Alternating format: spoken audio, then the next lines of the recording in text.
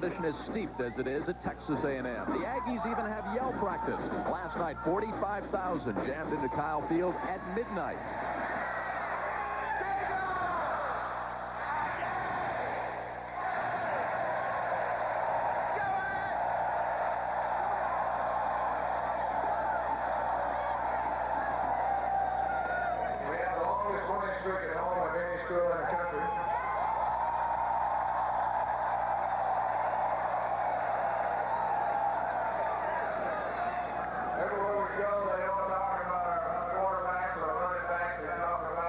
Students at A&M, they talk about Kevin Kiley, it was truly an amazing sight last night into the wee hours. 45,000 faithful practicing yelling, and they're on their feet this afternoon. 45,001. I was there, and you really have to battle the entire student body here at Texas A&M. LSU is facing that 12-man kickoff team. That's what they can do. Very tough. These are guys out of the student body, non-scholarship players mostly. These are walk-ons, of course, and as you saw on that graphic, they have been playing very well. Scott Slater, number 3, to kick to either Eddie Fuller, number 33, or Harvey Williams, 22, to the near side. It is long, it is deep, it is toward the far sideline, and it's Eddie Fuller. Eddie Fuller dancing, stutter step, breaks it across the 30. As potent offense as you'll find, Hodson a record breaker, he can do it all at quarterback. Harvey Williams, a great player, runner-up to Hodson, SEC Rookie of the Year. And the receivers, Wendell Davis is a great one. Raji McGee and Kitchen, both excellent, great receiving corps. The tackles, Norwood could be an excellent player, could be a great player. Ubix is a new guy, we'll have to watch him. Guards and centers, Alba Gamma could be an All-American. Same for Andelsek. They are as good as anybody in the country. Raji McGee to the near side. Wendell Davis, top of your screen. Hodson on a dive play to Harvey Williams. Blocking over on the left side by Ralph Norwood, the tackle by Terrence Brooks. How about the Aggie defense? Defense, a little bit of a question mark. O'Brien, the only returning starter. You saw they went right off tackle there on Terry Price. Jackson and Batiste played a lot last year. They're excellent linebackers, big hitters. Wallace and Roper, the outside guys, big play games. Big play guys, outside linebackers. First and 10, LSU. Davis, top of your screen. McGee to the near side. Hodson, the sophomore. Lots of time. Underneath, incomplete. Looking for Brian Kinchin, number 49, the senior tight end. How about the secondary? Secondary for A&M. The safeties are excellent, as good as any two safeties you're going to see in the country. Carrington and Brooks. They will move around quite a bit. Cornerbacks, by the way, at A&M are both two new guys. There's a new position for them. They've been moved around, and you can expect LSU to attack them. Line of scrimmage, the 43-yard line of the Fighting Tigers. Tony Moss, the sophomore, checks in. Raji McGee, the senior wide receiver, checks out. Moss wears number 6. And at the corners would be number 30, Alex Morris, and number 20, Tony Jones. Both of these guys young, good players, but a little bit inexperienced. Jimmy Harper is the referee. The clock starts. 14:25 left in this first quarter. Lots of noise at College Station. Pitch back to Harvey Williams. Dances across the 50. His knee was down at the 49. The sophomore out of Hempstead, Texas, 6'2", 210. 178 carries for 700 yards, averaging just under 4 yards per carry, 6 touchdowns. And the All-American candidate, Tip Corrington, number 10, the senior out of College Station, Texas, grew up right here in the shadow of Kyle Field. Important to note on Harvey Williams, when he was being recruited, it came down to 2 for LSU. Mike Archer has to be feeling it right now. His first game ever as a head coach. His offense is off and running, but that's really not the question mark with LSU. They're an excellent offensive team. The question mark and the questions will be answered when the defense takes the field. Sam Martin, 23, replaces Harvey Williams in the Tiger backfield, and there's a timeout. Also Tony Moss in at wide receiver. Now we saw that shot of Mike Archer, the youngest head coach in Division I. Christmas came early. It was December 23rd of last year when he found out he was replacing Bill Arnsparger. So you have the youngest replacing the oldest. And what an interesting situation to be in. LSU, one of the great programs in the country, in the very tough Southeastern Conference. Archer, a guy who has really learned under Snellenberger and Arnsparger, and two of the offensive and defensive geniuses in college football. So his credentials are great, but this is on the field, and LSU is used to winning. Archer will have to produce.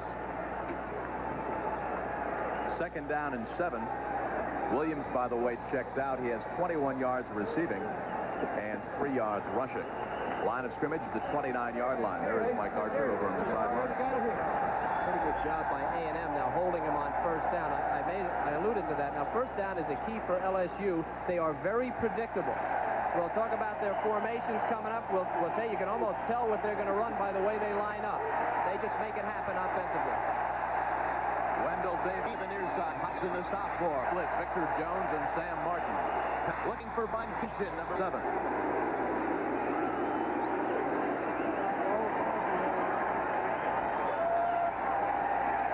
Might be a motion against Jimmy Hubicks. Looked like the right tackle might have moved.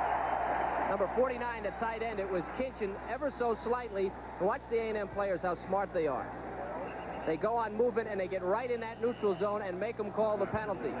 Drawn off. Kinchin leaving the field. A&M picks up 5 yards. So it's now second down and 12. Hodgson bends in. Moss, McGee, and Davis are the wideouts. Backs are split. Jones and Martin. Victor Jones or Sam Martin. That was Sam Martin, and it's dropped. Terrence Brooks came up from his strong side safety spot, number 27, to make the hit out of Dallas, Texas.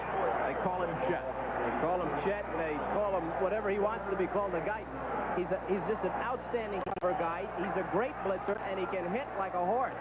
And there's a guy who's a terrific player. Now, they went over Norwood on there. There's a big hole, but Brooks came in and made the play. An excellent play by the safety.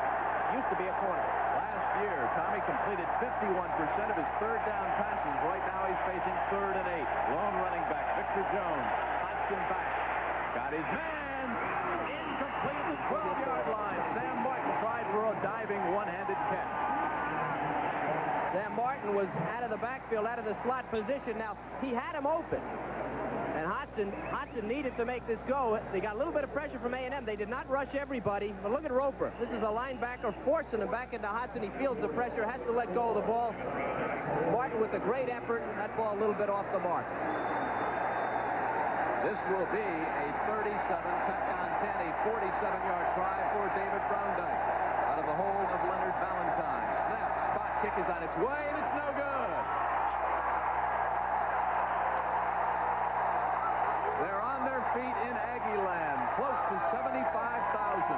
They started coming in last night. Some have driven from as far away as 10 hours. Here's the new guys for Texas A&M. Craig Stump takes over. 5 years he waited. Kevin Murray is gone. Players believe in him. Woodside, a big play guy. They'll get the ball to him. Now, Percy Waddle is a big play receiver. He's the guy they'll look for. Morgan doesn't catch many. Harris is excellent. Cheek has got to have a big game. Bartley is a newcomer. Matt Wilson could be an All-American. McGuire and Final all solid on the offensive line. Morgan, Coster, and Harris are the wideouts. Pitch back to the tailback. Not much doing for Keith Woodside.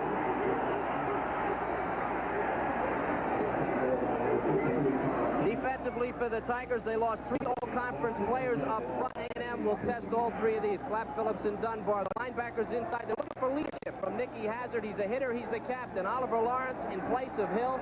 Sancho, they're the rush guy. Waddle comes out wide. Gidry gave A&M fits last year. And Jackson and Carrier's an excellent safety. Carrier, big playmaker. Dive to Matt Gurley, the big running back. 6-footer, 210 out of Arlington, Texas. Straight up the middle. Blocking up front by McGuire, Wilson, and Fontenot. Hazard, Nicky Hazard, the senior from New Orleans, 6'1", 219 on the stop. A&M will run 6 plays, 6 different formations coming out. The reason? They want to see what LSU will do on defense in every situation. So they'll test their entire defense on the first 6 plays of the game. You will not see them repeat a formation through the first 2 series if they don't get a first down. Buddy Thompson checks in. That's Harris in motion, top of your screen on 3rd and 6. Stump can run for it. Dives down at the 34. Darrell Phillips, the junior out of Franklin, Louisiana, 6'2", 245. The nose tackle chased down the quarterback. And that's what Stump can do that Kevin couldn't do. Stump is mobile. And Kevin Murray had a lot of problems. He had that ankle injury, the plate in his ankle, and he could not run around back there. You'll see A&M's offense do a lot more of that. Jimmy Young, number 5, is back deep. Sean Wilson, redshirted in '86. Hangs it high. It's a beauty. A spiral. And it backs Young up to the 13. Got On a block. Dances to the 22. A 9-yard return after a 54-yard punt. LSU and Texas A&M scoreless here on ESPN. The CFA on ESPN is being brought to you by Temstar, the newest name in home heating and air conditioning. You can rely on the Star. And by 7-Up. Feels so good coming down. Tiger put on some weight. Yeah, it's a good life down in Louisiana. We talked about LSU's offense now. They are very predictable. Over a 4-game period out of the I formation, they have run 82% of the time. They're in the I formation now. Now, Texas A&M knows that, and they will set their defense accordingly against the run. Jones, the fullback, Martin, the tailback. McGee and Davis slotted top of your screen. Sam Martin gets wrestled down at the 28.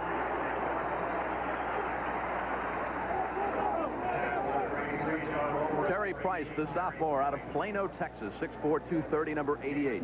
Now, remember what I told you, 82% of the time they're playing run. Roper down nice and low, gets his hand on the guy who's trying to block him. Now, look, if he strings it out, in position, makes the tackle. Great defensive position by Roper, and look at how many A&M players are there. Remember, they will go with the percentages. They'll play pass when they know it's pass. They'll play run when they think it's run. Hodgson now, Kevin, 1 for 3, just 9 yards. Fuller replaces Martin. Slot to the left with McGee and Davis. Little inside delay. Victor Jones hammered down at the 32. Let's go back to our studio now and check in and see what happened with Texas Tech and Florida State and rejoin Tim Brando. All right, Jim, a wild one underway in Tallahassee. Danny McManus goes 37 yards to Herb Gaynor for the touchdown. It's 30-16. They haven't reached halftime. Spike Dykes' club is trailing. And LSU is trying to move against Texas A&M. Jim?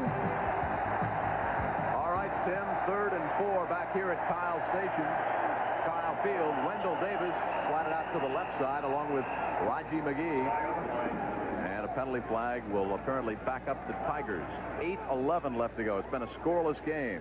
The key to beating LSU is to put them in predictable situations. We talked about first down. It's an offensive penalty. They're going to go back.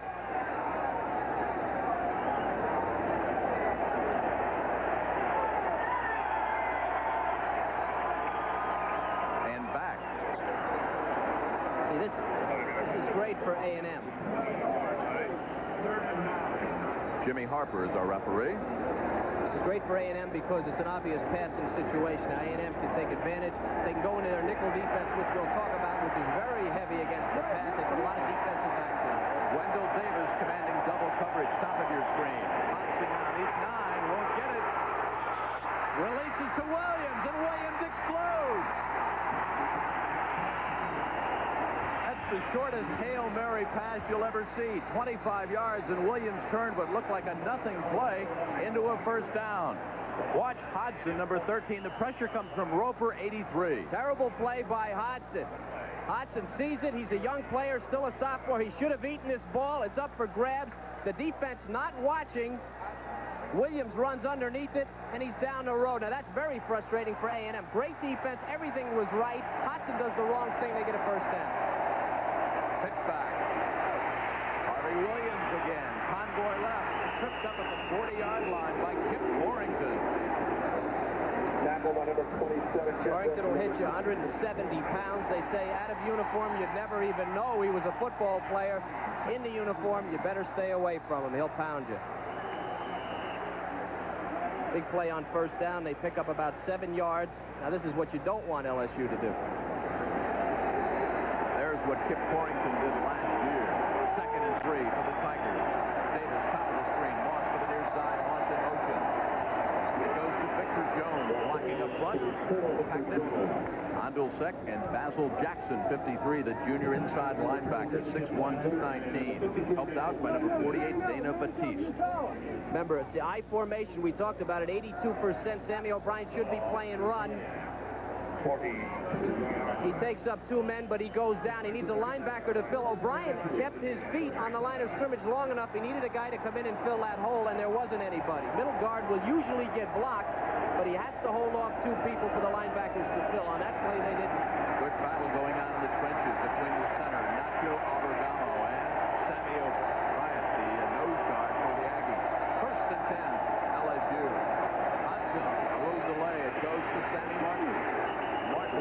the 35, down to near the 34-yard line, in the grasp of the junior out of Plano, Texas, Timmy Landrum. Again, the I formation. They ran 132 I formation plays over 4 games, 73 out of the weak formation, 41 out of the single back, and their split formation 30 plays. The I formation is their prevalent formation, and they will run at it. They are a running team. In spite of Hodson's statistics from last year, LSU will stay on the ground.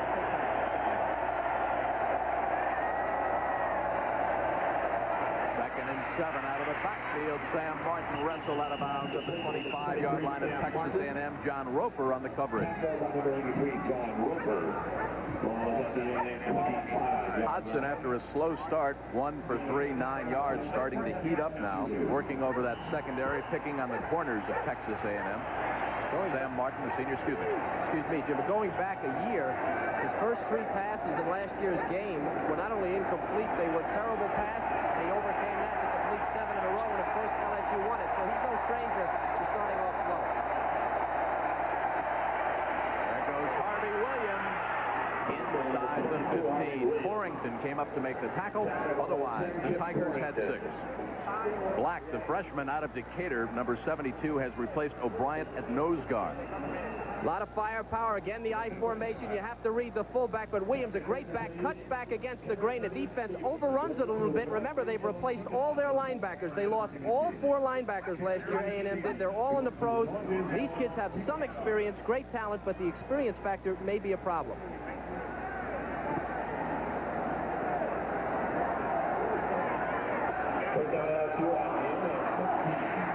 4:59, a timeout on the field for a measurement. Let's go back to the studio. Tim, what's happening?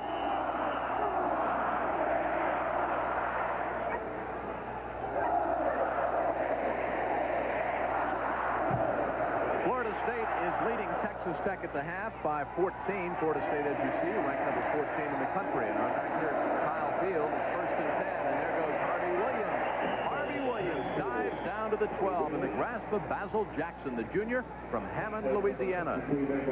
Great pursuit by the Aggies. LSU really stretching them out. They've thrown some. They've run inside very well. They're trying to go wide. They haven't had so much success going wide, but what they're doing is they're running this defense from sideline to sideline, showing them a lot of looks, trying to confuse that young bunch of linebackers and those defensive linemen, and they're doing it.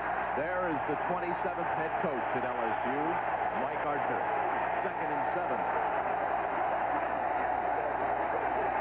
Sammy Martin dances down close to the 6-yard line. Corrington again, another tackle. That's 5 tackles for the All-America candidate out of College Station, Texas. A&M doesn't know which way to look here defensively. They have to read their keys and just go with it. Play the percentages. Good block. Overrun there by the defender.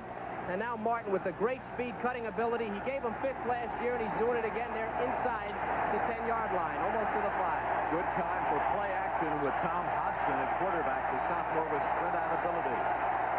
Instead, they go right up front to Victor Jones, and he cracks it inside the 5. They're running behind Andelsek and Hubix. Hubix was a question mark. Andelsek is not. The guy blocks out the sun. He's a monster, 275 pounds. Some say he's the 2nd best in the nation. In the left corner of your screen, 76.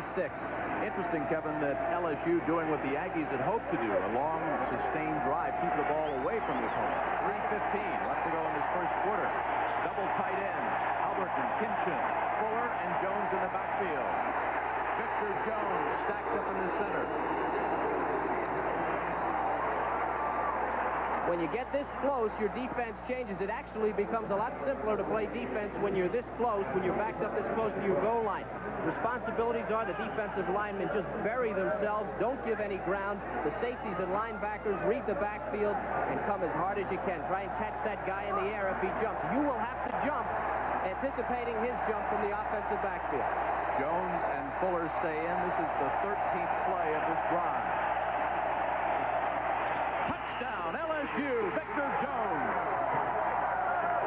Blocking up front by number 56, Albergamo, and Andelsek, 76 on the right side. Victor Jones cracks it in. 2:23 left in the first quarter. No mystery about this one. Where else would you go? Albergamo and Andelsek. Victor Jones is only 5'9", but it. He's 198 pounds, and watch what happens. They don't get a frontal shot at him, just a side shot. Jones spins off into the end zone. A great drive by LSU and a lot of firepower. Out of the hold of Leonard Valentine. David Brownke. A 13-play drive capped off with a 1-yard dive by Victor Downs. Jones over the right side. And LSU, they won a year ago. They take a 7-0 lead over the Aggies. They used up almost 7 minutes on the clock. 13 plays, 73 yards. Blocking up front, Victor Jones, a 1-yard dive. The Tigers, victorious last year when they upset the Aggies, take a 7-0 lead. Keep in mind, the Texas A&M has won 14 in a row here at Kyle Field. One of the real subtle differences in the defense when you have a younger defense is that the mature guys, the seniors, the year before, could sit and play the defense. A&M is moving around a lot, and they're getting hit on big plays. Ronnie Lewis all set to bang it away and back deep for Texas A&M near the 4-yard line. That is Harry Johnson, number 21, and number 1 is Washington. Washington rammed into at the 4. You need to be very clear on the kickoff team who's going to catch the ball for obvious reasons. Your team has their back to you, and if you fumble this thing or run into each other, this is what could happen. 2.5 left to go in a scoreless first quarter for the Aggies. The Bengals lead 7-0. Along with Kevin Kiley, I'm Jim Kelly, and welcome back to Kyle Field here in College Station, Texas. 2.5 left to go. The Aggies on the short end, 7-0. Stump stays in at quarterback. Harris and Waddle are the wide receivers. Morgan is the tight end. The backs are Melvin Collins, 32. Keith Woodside, 33. Woodside, big hole. To the 13-yard line. Wilson and McGuire on the blocking. Chris Carrier, the senior, 6'4", 208. A big fellow for the weak side safety made the hit. Jackie Sherrill told us the key to the game, center Matt Wilson, his ability to move people off the line. There you see it, number 50 doing just that, and Woodside with room to run. First down, extremely important for both teams. 9 yards for A&M on that one. Big first down run. It's second down, spotted just outside the 18-yard line. Stump looks over that LSU defense. Gives to Matt Gurley out of Arlington, Texas. He spins up near the 29-yard line in the grasp of Nicky Hazard. A lot of players have more talent than Gurley. Jackie himself calls him a journeyman fullback. And he's journeyed right into the starting position on a team that has running backs lined up probably 10 deep. This guy is playing, and you saw why. Quick reaction, very tough, and an excellent blocker. He picked up the first down. Aggies need to get it out. This drive on the line. And now with the clock winding down, Stump wisely takes a timeout. So with 1:33 left to go in this first quarter, a 1-yard touchdown run. That's the difference. Tigers by 7.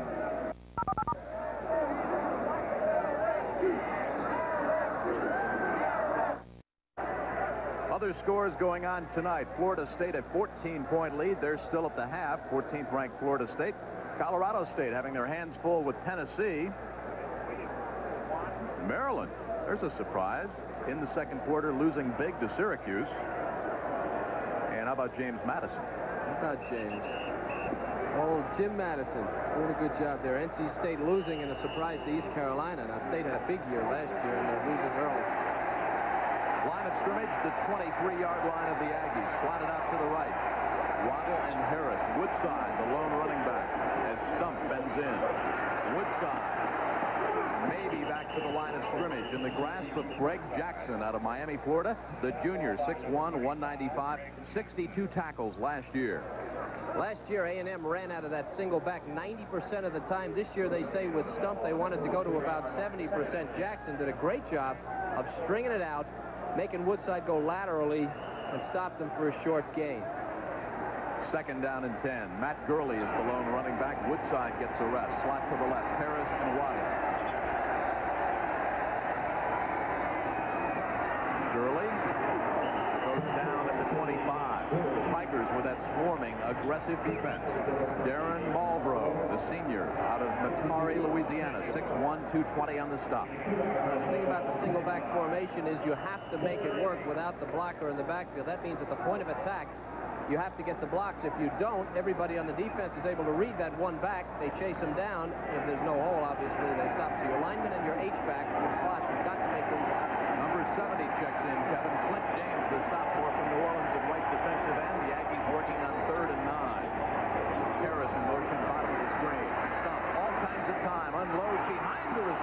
41. Waddle, who was turning inside. Percy Waddle was there. Craig Stump had great protection, and that bodes well for A&M as they go through this game. This ball is simply misfired, thrown behind him. Stump is the starter now. He's expected to do better than that. He's going to have to hit those guys. Sean Wilson, and what he has done so far tonight. Jimmy Young is number 5. He is back deep for LSU, and the Tigers almost blocked that punt. Wilson went down, no flag, and Young fields the ball at the 38-yard line. A 39-yard kick with just 6 seconds left in the first quarter. Sean Wilson, Gerald Wilson's son. Gerald Wilson, remember, Kansas City Chiefs. Jackie Sherrill said he had no problem putting this kid in pressure situations, that he could get the ball off. There's living proof. Not by much, but he got it off. Just a freshman, his second punt of his career, and a good one under pressure. Under pressure from Darrell Phillips, the nose guard, number 62 out of Franklin, Louisiana. How about the nose guard getting in on the punter? Breakdown in the interior line. Hodson at quarterback. Motion, top of the screen. And the pitch back to Harvey Williams. Dives across the 40 up near the 42-yard line. Be surprised how well LSU is running the ball. I am, because I heard that the linebackers here, although they lacked a little bit of experience, were pretty good players. I think they're getting confused out there. They're not getting the fill on the inside. They had good play at the corner there, but the inside backers aren't getting to the hole. That's the end of the first quarter with the Tigers leading the Aggies 7-0. ESPN continues in a moment. Tigers lead the Aggies by 7, and the junior gunslinger has replaced the sophomore Mickey Guidry, number 10, right there, 6'2", 198 out of Gretna, Louisiana, has replaced the super sophomore Tommy Hodson. Now, Hodson is not hurt. He has not had a subpar performance. This is all part of Mike Archer's game plan. Well, one of those touchdowns was last year in this game, a 66-yarder to Martin. Slot to the right with McGee and Davis. McGee in motion. Meanwhile, Guidry unloads, and he's got Davis out of bounds. How about storyline, College Station, Texas? Well, the LSU scoring drive lasted almost 7 minutes. 11 plays on the ground, Kevin, only 2 passes. And that's an excellent story. We talked about him coming in and what a great passing team they were. And Hodson, all the credentials in the world through the air. But we also said they needed to establish the rush they have early in this game with Williams, 47 yards. And that is not a good statistic for A&M. Backs are split. Iglo, 36. Harvey Williams, 22. Moss checks in, replacing McGee. Guidry almost got sacked. Aaron Wallace, the sophomore out of Dallas, Texas, the outside linebacker, and Guidry didn't see him.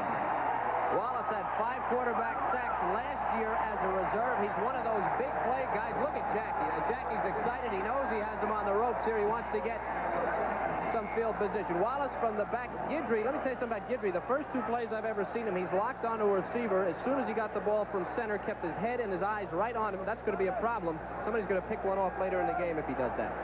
There's Matt DeFrank, the senior out of Walton Beach, Florida. And back deep for A&M, Rod Harris, number 17, who's also a wide receiver.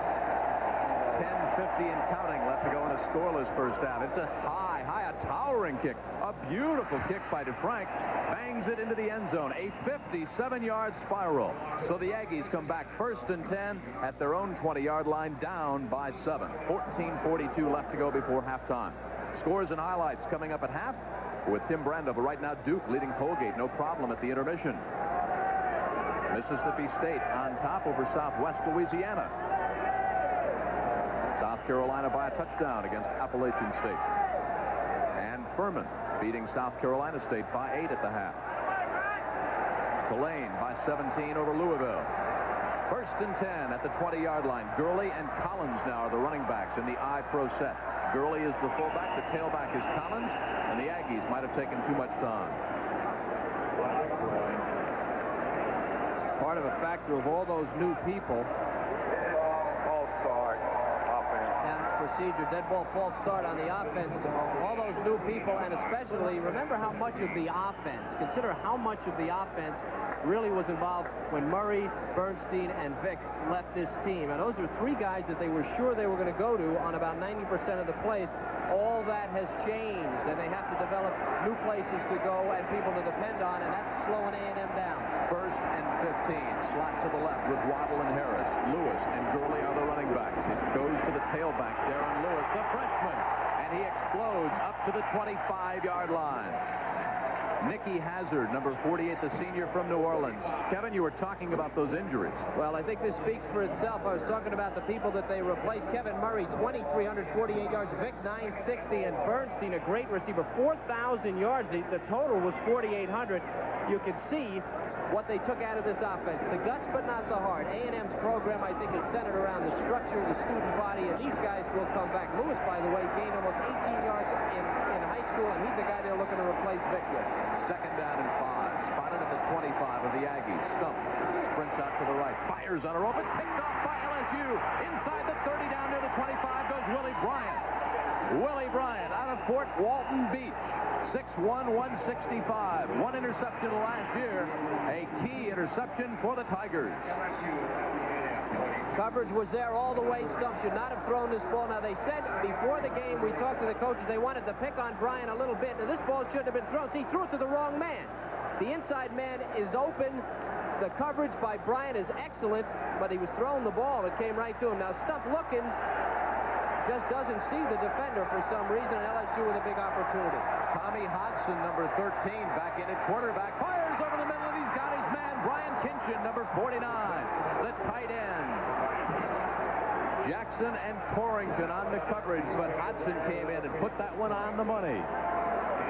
One of the things that A&M said, we cannot turn the ball over. Remember last year, all the turnovers. We cannot turn the ball over around the 25-yard line to LSU. They're too good. They'll punch it right in. And they went right after him. Pass on first down. Hodgson to Kinchin, who's an excellent receiver. All of these guys are excellent receivers. Spotted just outside the 11-yard line. Moss and Davis wide at the top of your screen. Motion as Moss comes toward you. Handoff goes to Eddie Fuller. Eddie Fuller dances down to the 1. Kip Corrington saved the touchdown. First and goal for LSU. Inside linebacking has been a problem. Now, O'Brien, the nose guard, has to hold his ground, but he has to get support on those two holes on either side of him. O'Brien there, he's taking a gap. Inside linebacker Jackson overruns the play, has to sit home and wait for the cutback. He didn't do it, and these runners are just too good. Fuller cutting inside, making it down to the 2. 12:55 left to go before halftime. 3 tight ends, Kinchin, Halbert, and Williams. Touchdown Tigers. Victor Jones, his second of the night.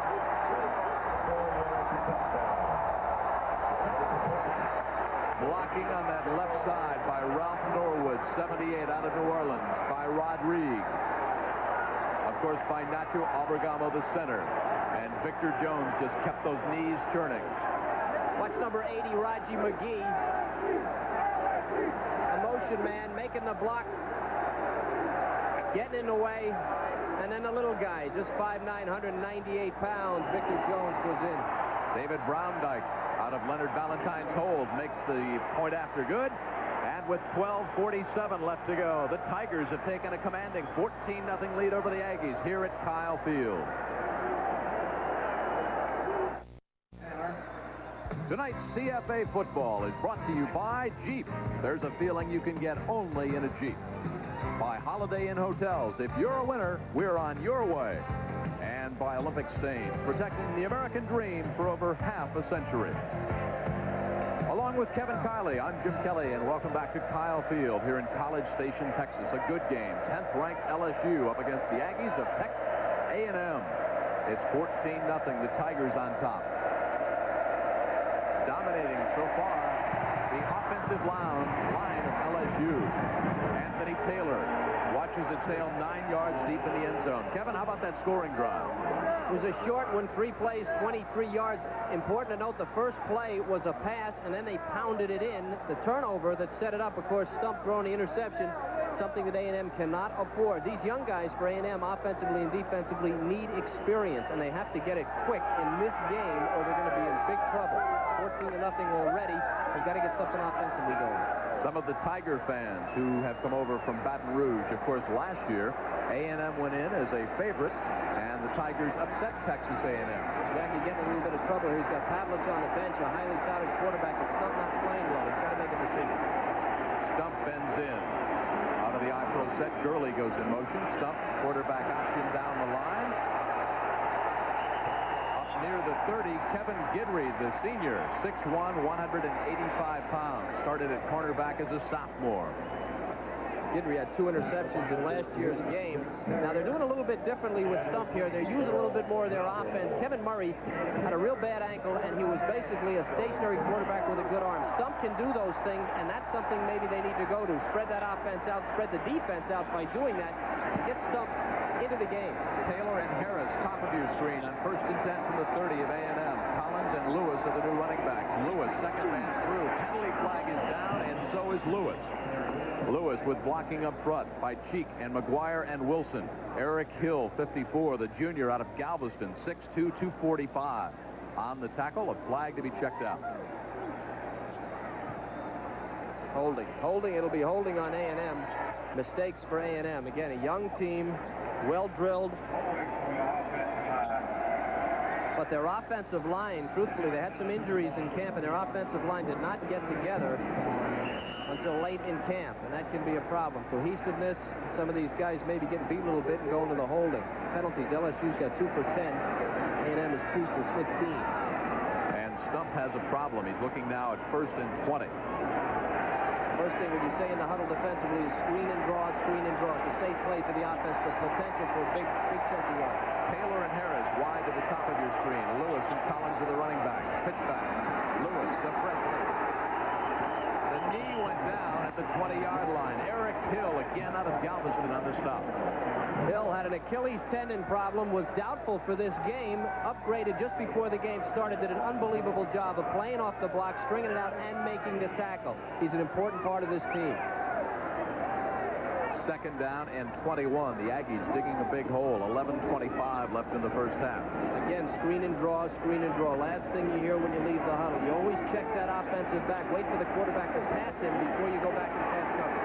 Keith Woodside checks back in. 33 along with Melvin Collins, 32. This is Melvin Collins out of Temple, Texas. Ron Sancho, number 52, the junior for LSU on the stop. Rutgers and Cincinnati tied up at the half. Eastern Michigan taking the lead over Youngstown State, Ron Jaworski's old school. Oklahoma State by 12 against Tulsa in the 2nd quarter. Lamar leading Rice, no problem by 11 at the half.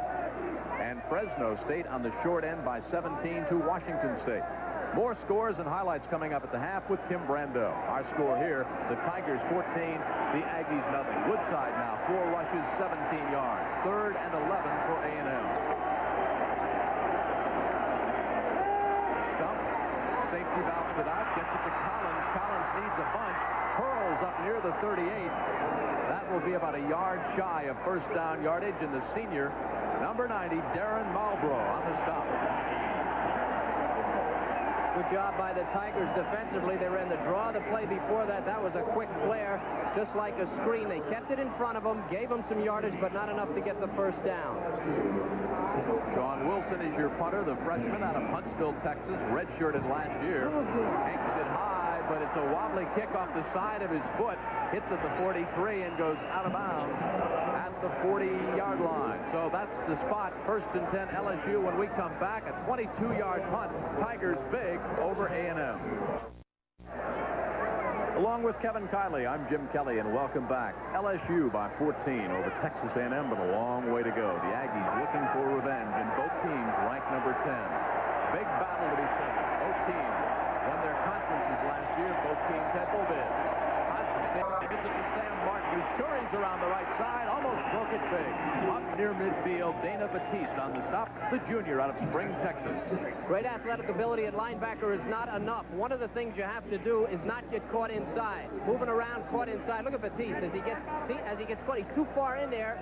By the time he gets into the pursuit, number 53, that was Basil Jackson, not Batiste, but he's jumping around. He needs to sit and read. If he gets caught inside, he cannot get outside. Leonard Valentine, number 19, checks in at quarterback now. He's in its slot. And handoff. It goes to Eddie Fuller. Valentine is a freshman, a redshirt in '86, who led the gold team to a win over the purple team in the spring game for LSU. So they had two quarterbacks in, Hodson and Valentine. And there's going to be a holding call on LSU on this play. That's going to Holding on the run. Offense.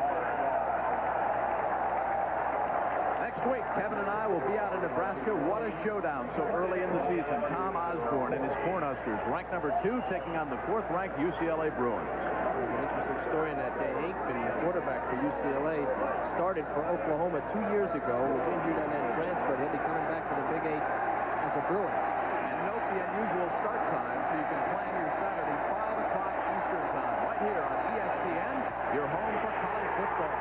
Woodson has found a home in the grasp of John Roper, number 83, the junior out of Houston, Texas. Roper 6'2", 215. His sister Donna is a guard on the A&M lady basketball team, a loss of 9. Roper coming from that left side. Now they say this kid is going to be a great athlete, and he is. So fast, quarterback could not even react right over the offensive line of LSU. John Roper from Houston. That was a big play for A&M, something that they needed. The difference between the A&M defense this year is they don't have that experience. They can't sit. They've got to move around a little bit on the defensive line and take big chances. That time it paid off. How many 2nd and 29 plays do you have? Loose football. The Aggies have it. Terrence Brooks, the senior out of Dallas, Texas. They call him Chet. They'll give him a game ball if the Aggies can score now inside the 35. He had 13 tackles last year against LSU. Watch number 27 fall on the loose football. It was the exchange. Albergamo to Hodson. He never had it. The ball gets kicked. Brooks is the first one there.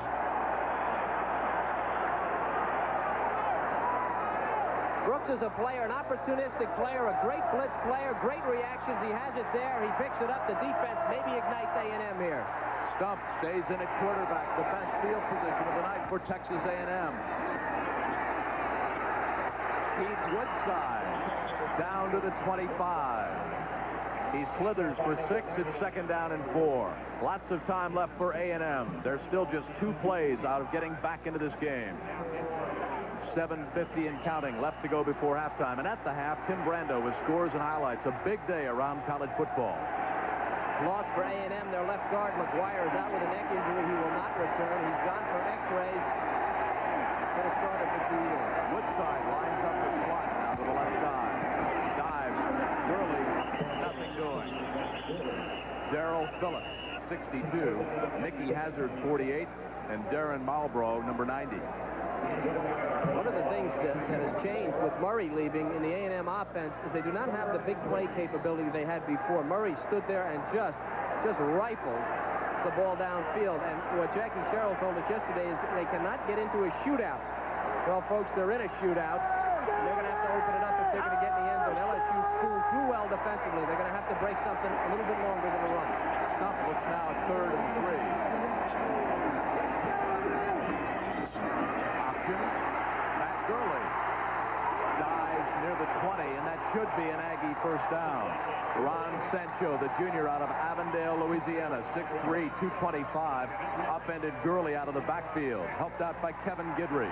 If LSU is anything, they're quick, and they know how to string it out. Look at the option now. Look at all the yellow hats coming out here. Gurley is a fullback, not a scat back, not a halfback. A fullback does not have great cutting ability, and it cost him on that play. He couldn't stop and go back, and LSU was there. 1st and 10, Texas A&M. Top of the screen, Rod Harris. At the bottom, Percy Waddle. Stump. Intercepted by LSU. Darrell Phillips, the nose tackle. The ball was batted loose at the line of scrimmage, and the native of Franklin, Louisiana, the big junior, 6'2", 245. Watch Sancho. 52 will deflect the ball, and 62 will catch it. Okay, now one thing you have to do on a short drop, a 2-step drop, the offensive linemen have got to cut the defensive linemen. A&M did not do that. See, he was standing up, had his arms up. Stump took a short drop. Phillips comes up with the ball. Technique dictates on a short two-step drop, you cut those guys down. Don't let them get their hands up. Stumpf now 1 for 4, 2 interceptions. Harvey Williams dances up to the 25-yard line.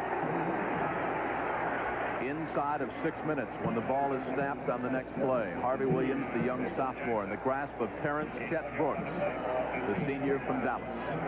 Don't let the offensive back get his shoulders square. That's been a problem for A&M here early in this game. You get these little quick guys, they get their shoulders square, they can go right or left. What they did there, they kept him going outside so that he had to go outside, and the inside pursuit was able to catch up with him. It was good defense.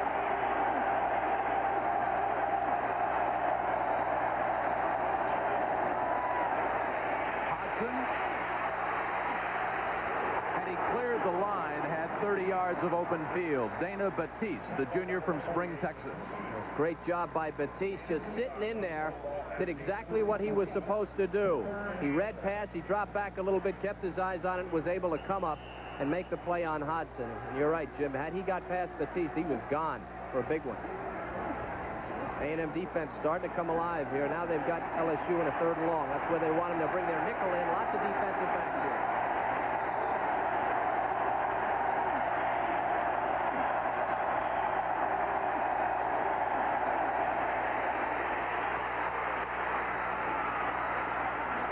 Wendell Davis. That should be very close to a first down. While we check it out, let's check out the scores with Tim Brendo. How's Texas Tech and Florida State doing, Timmy? Wild and woolly, Jim Kelly. Let's take a look as Dane Williams, as we get play underway in the 3rd quarter, cracks in from 3 yards away, and Florida State has extended their lead over Texas Tech by a score of 37-16 in the 3rd. Let's get back now to College Station. Where the LSU Tigers, Tim, have a 1st and 10 at their own 35. They've got a 14-point lead. Tony Moss in motion. Harvey Williams dances and stutter steps up near the 40-yard line. Basil Jackson on the stop.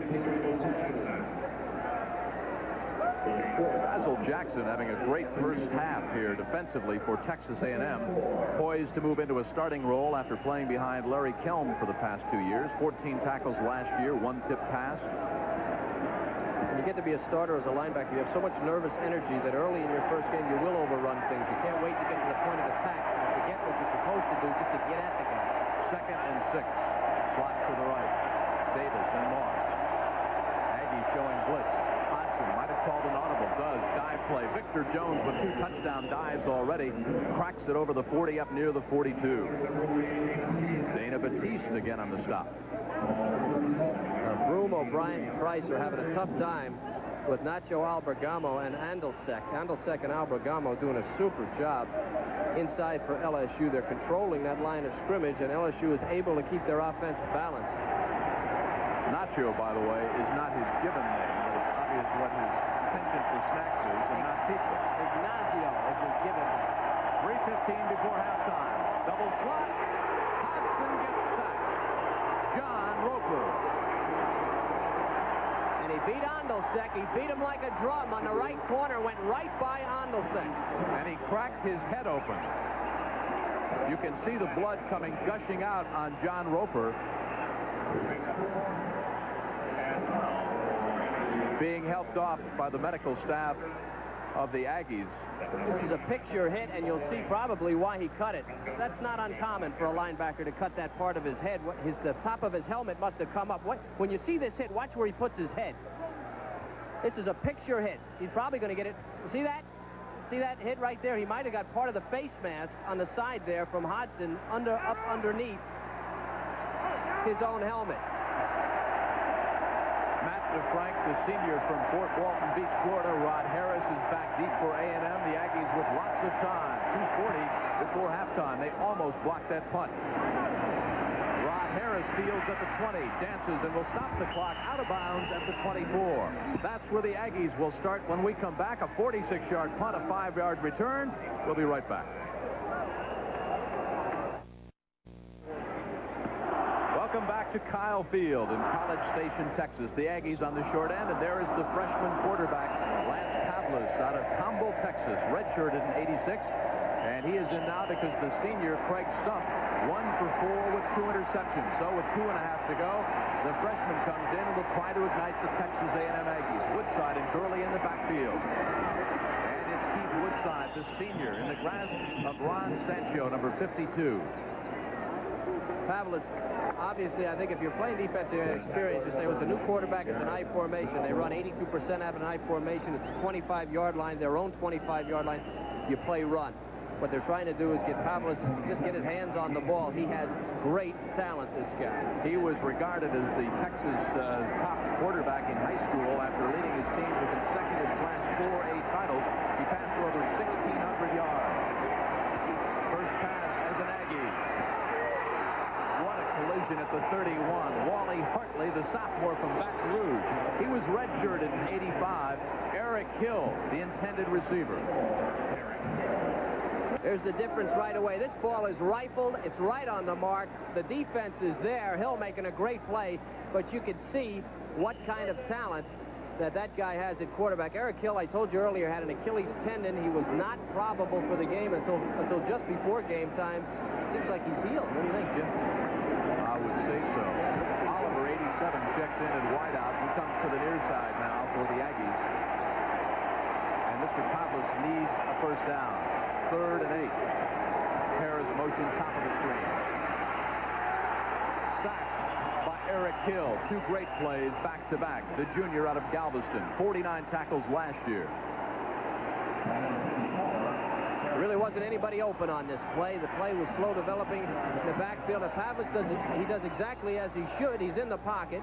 And Hill is on him before he can even make a decision. And there wasn't anybody open. I was looking at the receivers, and he just had to eat the ball. 1:33 left to go before halftime. It's been all LSU. Aggies on the short end, and they'll have to punt when we come back.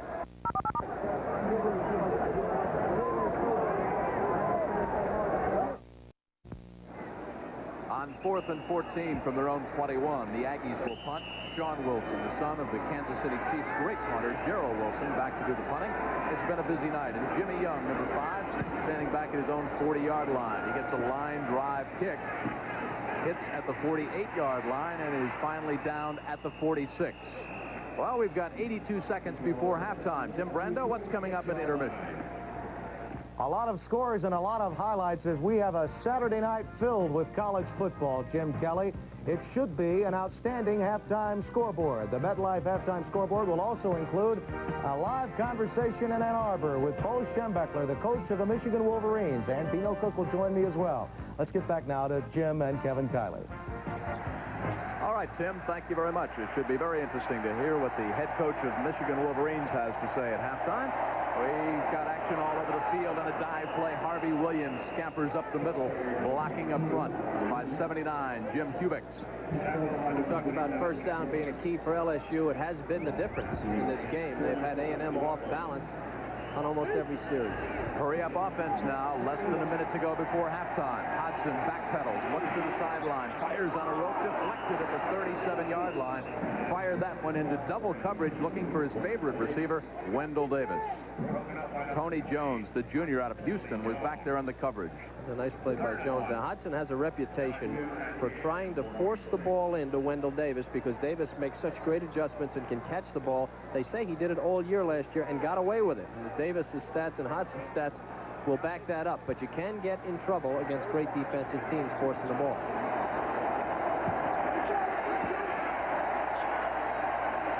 Davis to the near side, Moss to the far side. Victor Jones with 2 touchdown carries, stopped at the 45. Dana Batiste, the first to arrive for the Aggies, helped out by Basil Jackson. There's no surprise there. They went right behind Albergamo and Andelsek again. And they're going to measure this thing. But again, if you're playing defense, you have to expect that, and you do gamble.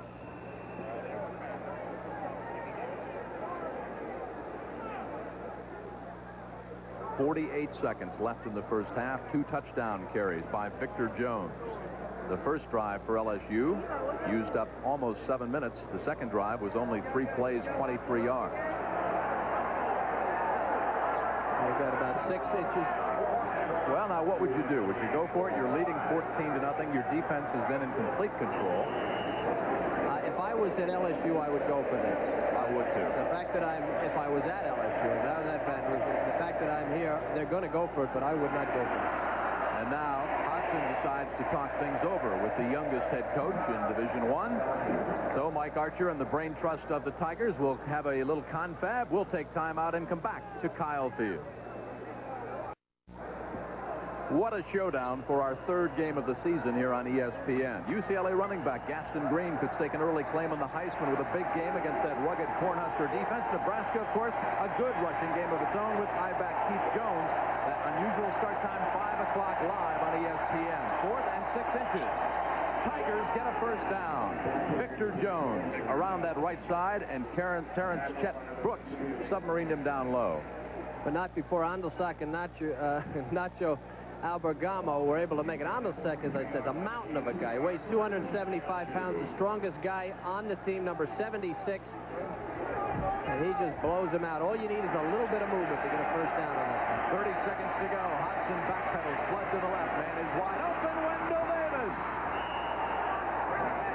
Bumped out by Tony Jones. Going to be a penalty on LSU. They're going to bring it back. He got single coverage on Davis, and there wasn't anybody within 10 yards of him. A 16-yard reception nullified.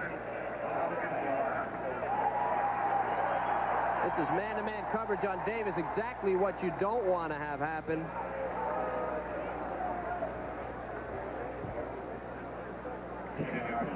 And Hodson turns around, and he's greeted by a yellow flag. That was Jones trying to cover him, and he did what I would do. He gave him plenty of room and hoped that the pressure would get to Hodson before he had to come up. It didn't, but we got a penalty.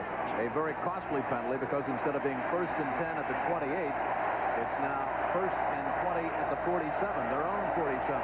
Quick feet of Hodson. Hodson thought the receiver was turning inside. That was Tony Moss, sophomore. And Tony Jones back there. Boy, they're really working over Jones. Yeah, well, that's to be expected. Now, Chet Brooks was a corner last year, but he was out of the play too much. On the corner, you don't get any action the way a safety does, and the guy's such a great player, they moved him into a safety position. Chet Brooks, number 27, because they wanted to take advantage of him, and in doing so, they had to vacate the corner position and bring a young, inexperienced kid in. LSU knows that, and they're going after him. 2nd down and 20 for Tommy Hodson, the sophomore out of Matthews, Louisiana. He audibilizes now, and see the time left in the first half. No flag. That's Wendell Davis, and had he gotten 3, it was 6. This is Mickey Washington around the ankles. Rips his shoe off. Well, again, he audibilized. You called it, Jim, and he knew it was single coverage. He went right to Wendell Davis.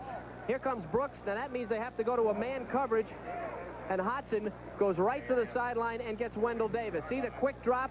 Lets it go, and here's your single coverage over here, and that's a pretty good hit. LSU. Mickey Washington, excuse me, that was Mickey Washington, converted wide receiver, making the hit on there, and a pretty good play by Hodson, the young guy showing how he can read defenses. Do you remember when John Roper left the game and his forehead looked like a water hydrant? Blood was gushing out. John Roper, number 83, is back in the lineup now, defensively for the Aggies. So I told you that was not unusual to have an injury like that as a linebacker. It's that skin up on your forehead there is very thin, and it will split, and you see a lot of blood. But hey, he's a linebacker. You know, linebackers don't stay out with that type of thing. We've got 6 seconds left to go, and apparently are going to see a 60-yard try for a field goal. Ron Lewis, the senior from New Orleans, 5 out of 8 in the field goal department. His longest, 46 yards last year. The holder will be Leonard Valentine. Ron Lewis will attempt a 60-yard field goal.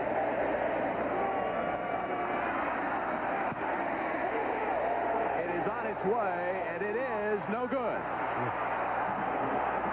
Time has run out of the first half. It's been all LSU. Victor Jones with 2 touchdown dives. Mike Archer, the youngest coach in Division I, just 34 years of age, 30 minutes away from victory number 1. For halftime, let's go back to the studio and rejoin our host, Tim Brando. Tonight's CFA College Football Halftime Report has been brought to you by Metropolitan Life and affiliated companies. Get next. It pays. We'll have to apologize to our Beano fans. He's got a scoop for us, but it'll have to wait until game day, 11:30 Eastern time next week, as we prepare you for UCLA and Nebraska. I know this. He does feel it's a little interesting that we haven't had an upset to this point. Texas A&M and LSU, that may be one. Let's go back out for perhaps a mild upset to Kevin Kiley and Jim Kelly. Well, mild in the sense, I guess, Timmy, that the Aggies have won 14 in a row at home here at Kyle Field. Welcome back, everybody. My colleague Kevin Kiley is alongside. I guess a little surprised at the score. You like the Aggies a little bit tonight. I did. I thought they would win in a close game, but I think the loss of Trace McGuire has upset the offensive line, and the Aggies were looking for the offensive line to dominate. They haven't. They haven't been able to control the ball, and thus LSU was out in front. All right, Wednesday night at BYU, you came up with some of the Cougar offensive linemen, maybe tipping the play to the Pitt defenders a little bit. What do you have for us tonight in the way of dancing metacarpals and metatarsals? Well, I don't know. I don't know what the music is. Hudson, the great quarterback, the sophomore quarterback for LSU, he reads blitzes very well, and there's a lot of things that go into that, reading safeties, reading alignment. One of the things is being able to read stance of the linebacker. Now, this is Wallace on the run, stable, not moving. Now, let me show you what he does on a blitz. Now, Aaron Wallace, the quarterback is not only reading safeties, but he'll be reading the hands, the feet, and the knees just before the play. Watch Wallace's hands. They were not moving against the run. Look at the fingers going, and the knees are straighter, meaning he's in a get-ready-to-go position. Look at the fingers. See, the fingers will tip it off every time. Quarterback reads not only alignment, but he'll read those knees and those hands. So, linebackers, when you're out there, don't move those fingers. All right, we're at halftime. It's 14-0. The Tigers on top over the Aggies. Both are ranked number 10. Lots of time left for the Aggies, though, so don't go away. The second half kickoff is coming up.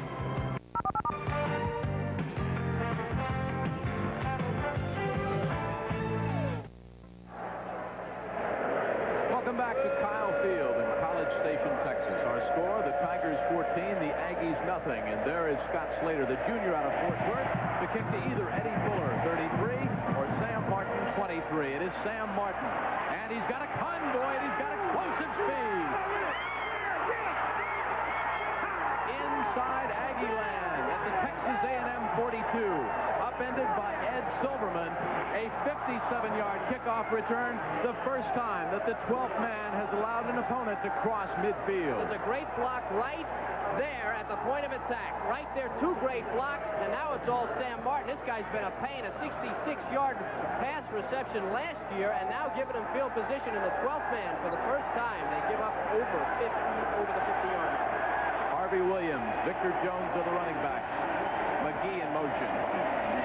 Harvey Williams dances inside the 40 in the grasp of John Roper. How about in the first half? LSU on top 14-0. A big surprise, the disparity in the running game. I think that indicates the loss of Trace McGuire. Also the number of plays, 41-21. A&M has not been able to control the ball, not sustain the running game. Stump did not have a good first half. 1 for 4, 2 interceptions. And I think that's been the difference. Trace McGuire proving to be a valuable player. The offensive line not getting it done for A&M. 6 defensive backs in there now for the Aggies. Morris, Corrington, Jones, Brooks, Washington, and Jones. Williams, 11 carries, 61 yards. Number 22 for LSU. Hudson. He's got Wendell Davis, and Wendell Davis has a first down inside the 30 of Texas A&M. They have a special coverage on Wendell Davis. They call it Star Dog. And, you know, Davis is the star, not the dog. He's had 9 receptions. Part of the coverage is to bump him early. Not a great bump there, and then chase him. You're going to have to do a better job of bumping him and chasing him if you're going to stop this guy. That guy is just too strong and too good a receiver. That was Mickey Washington, a converted offensive receiver, trying to cover one of the great receivers. There is what Wendell Davis has done. He moves into 3rd place. As you see him sitting on the bench being attended to. 3 catches, 29 yards tonight. There goes Harvey Williams dancing down at the 25-yard line. Chet Brooks on the stop, number 27. Speaking of Wendell Davis, do you know that he spent all summer looking at films of the Aggies in the Cotton Bowl game? He worked out on improving his physical conditioning and receiving techniques. And, of course, he worked out with his favorite quarterback, Tommy Hodson.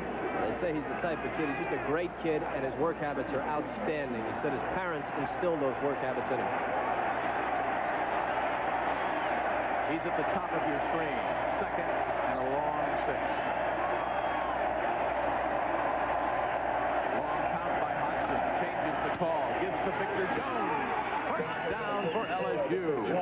Russell Jackson clogged the middle, the junior inside linebacker out of Hammond, Louisiana.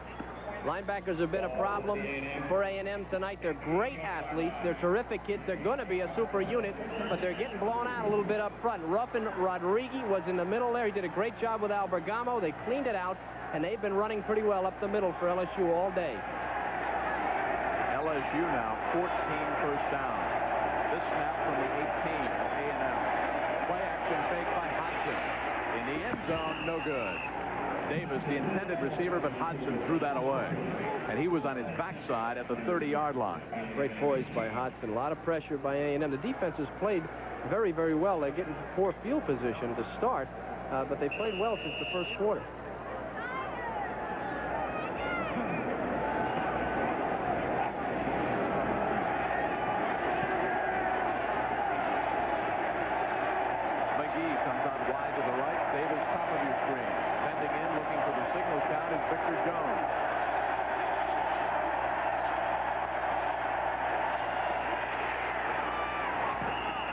And Hodson read it. The receiver turned inside, the ball thrown outside, and the man putting pressure on that man, John Roper, 83, who cracked his head open in the first half. Great defensive teams, when they get backed up, they'll go to the pressure. This team has tremendous speed. They can move around. Terrific athletes. The weakness is experience, and when they get their backs to the wall, they will go to the blitz, and they'll put a lot of people in here. They'll go with 5 or 6 defensive backs here. They'll cover some people, and they may go to the blitz and man coverage, and Hodson will have to read it. 3rd and 10. Jones and Martin on the back. Martin out on the pass pattern. Hodson fires in the end zone. Picked off by the Aggies. Kip Carrington, the All-America candidate.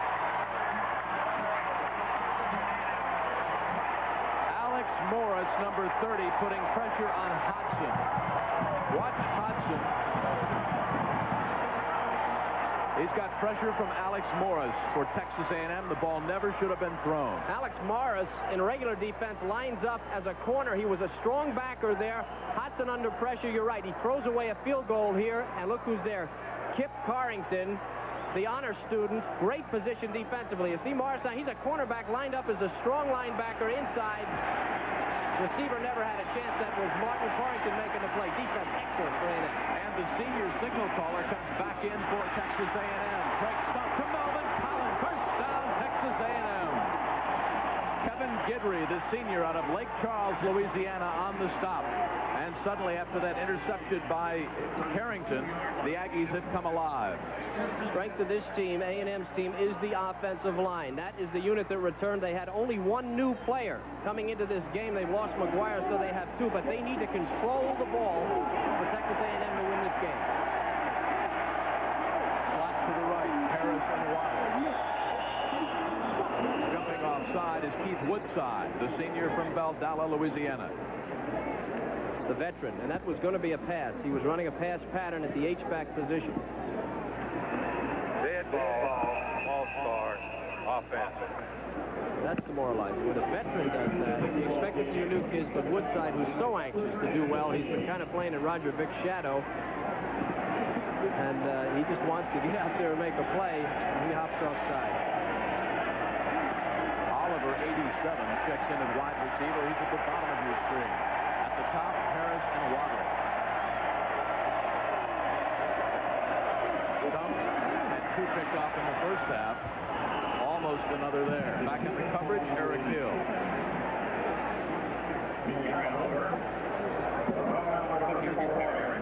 Eric Hill, another player from LSU from Texas. He's from Galveston, supposedly a bad Achilles tendon, but he does exactly what a linebacker is supposed to do. Gets into coverage, reads the quarterback, and over to the sideline. Trying to throw into the short hash and not getting it done. Stump kind of forced that one in. 2nd and 15. Line of scrimmage, the 27 of the Aggies. Waddle and Harris top of the screen. Double flood. Melvin Collins from Temple, Texas, who can bench press 400 pounds. And at 250 pounds, can run the 40 in 4.4 in the grasp of Darrell Phillips. It's going to be a penalty on A&M. You can't say enough for Phillips and Dunbar and Clapp. They replaced Carl Wilson, Roland Barbet, and Henry Thomas. All 3 of those all conference last year for LSU. Line.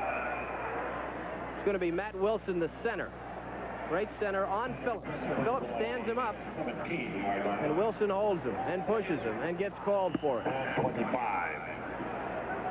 Jackie Sherrill, head coach, Texas A&M in his 6th season. Before that, 5 years at Pittsburgh, an assistant, of course, a graduate assistant at Alabama, member of 2 national championship teams, and the head coach then, Paul Bear Bryant. 2nd and 25. Tailback, Keith Woodside, scampers 30 and near the 35-yard line. Ron Sancho brought him down. The explosive speed of the senior. 97 carries, 569 yards, 2 touchdowns, averaging just under 6 yards per carry last year. His career average is just under 6 yards a carry, and that's what he's done tonight. And he's a great receiver, and their receivers, Waddle and Woodside, have been very quiet. Expected big games from them. They've been very, very quiet. The passing game, very quiet for Texas A&M. Woodside, 17 yards on that carry, 17 yards tonight before that scamper. Slot to the right, Waddle and Harris. Oliver wide to the left and wide open. Percy Waddle, first down for the Aggies. Loose football at the 40-yard line, and the LSU Tigers have got it. Willie Bryant, the senior out of Fort Walton Beach, Florida, number 29, forced the fumble, and Kevin Guidry, number 27, came up with a loose ball. Jackie Sherrill said, wait a minute, I thought Waddle was whistled down. Waddle, we talked about him. He was quiet before this, but he made a lot of noise on this play. Number 15, very quick. Going for the extra yardage. Looks from that angle as if the ball hit the ground, and that's what knocked it loose. It would be a dead ball if that was the case. Official called it the other way. 1st and 10, LSU. They lead 14-0. Williams in motion. Hodson goes airborne on 1st and 10. Fires out of the flat, and he's got his man, Harvey Williams.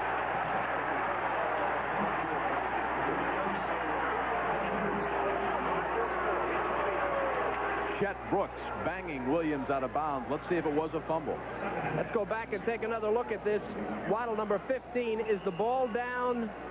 No, it was not down. It was a fumble. Good call by the official. Waddle trying to keep his feet. You see what type of athlete that kid is. He ran a 45.8 in a 440 a couple of years ago. He's got world-class speed. If they can get him loose, he'll be a big playmaker. 2nd and 10 as Williams came down out of bounds. Sam Martin in the backfield. Hodson dumps it off to Tony Moss. Tony Moss inside the 45. Out of bounds at the 32-yard line of Texas A&M. Basil Jackson bumped him out. A 26-yard reception. Tony Moss, number 6, the sophomore. The pass is there and plenty of time. They give him a little bit too much room here. And then the defender, Gary Jones, makes a mistake taking the inside. He should take the outside leverage on a receiver in the open field, because if he misses him, he forces him inside and back to his defense. He didn't do that, gave him the sideline, and Tony Moss, who we just saw there, got away. Longest pass completion of the night for Tony Moss. He played tailback back in the spring. A little delay. Victor Jones loses the football. It was in the air, and it is recovered by LSU. The Aggie fans, 75,000 strong. Kip Corrington came up with a loose football, but he's not protesting too much. Nice play by Roper again. Remember, with the bad head. Watch him come. Watch how fast he comes to this play. Hits up there, forces him outside. The knee was down. That's a close one, but look at that one. LSU gets the last 2. Ready, back up. 2nd and 9 as Hodson bends in. Wendell Davis, Raji McGee. That's McGee, and McGee dives across the 25. A lot of missed tackles in this game by A&M. They missed a lot of tackles on these receivers, and that's dangerous. McGee almost getting away for a touchdown there, Jay. Corrington and Adam on the stop. Adam Bob, number 24, the junior out of Lafayette, Louisiana, 6'3" and 230. How about this? They scored their first 2 touchdowns in the first half by the running game. You get ahead 14-0. Now Mike Archie's gone to the air game. Eddie Fuller stopped at the 25. Alex Morris, the first Aggie to arrive. It was that inside pursuit from A&M. Now they had a 3rd and very short. Instead of going behind Andelsek, who they have all game, they tried to go wide, and A&M was there. And at brings up 4th down and an injury. Number 56 down for LSU. That's Nacho Albergamo, the senior center, 6'2", 257. This was one of the fellas we talked to the offensive coaches, and he was one of the fellas that they said they could not afford to lose. Ed Zonbrecht said, if I lose Albergamo, I'm in trouble. He's off the field right now. He bench presses 465 pounds, a pre-med major, carrying a 3.4 average, getting some medical attention of his own. Browndyke missed from 47, and this will be a 43-yard try out of the hole of Leonard Valentine. Snap, spot, kick, good. Tigers lead the Aggies 17-0. 8:16 left to go in the third quarter. Let's take time out. The CFA on ESPN is brought to you by Mazda Cars and Trucks. The more you look, the more you like Mazda value. By participating lawn boy dealers. And by Diet Coke. Enjoy Diet Coke. You're going to drink it just for the taste of it. 8:16 left to go. Close to 75,000 have jammed into Kyle Field. 45,000 were here last night with Kevin Kiley for yell practice. Yeah. How'd you do? I did fine. I did fine. I finished in the middle of the pack.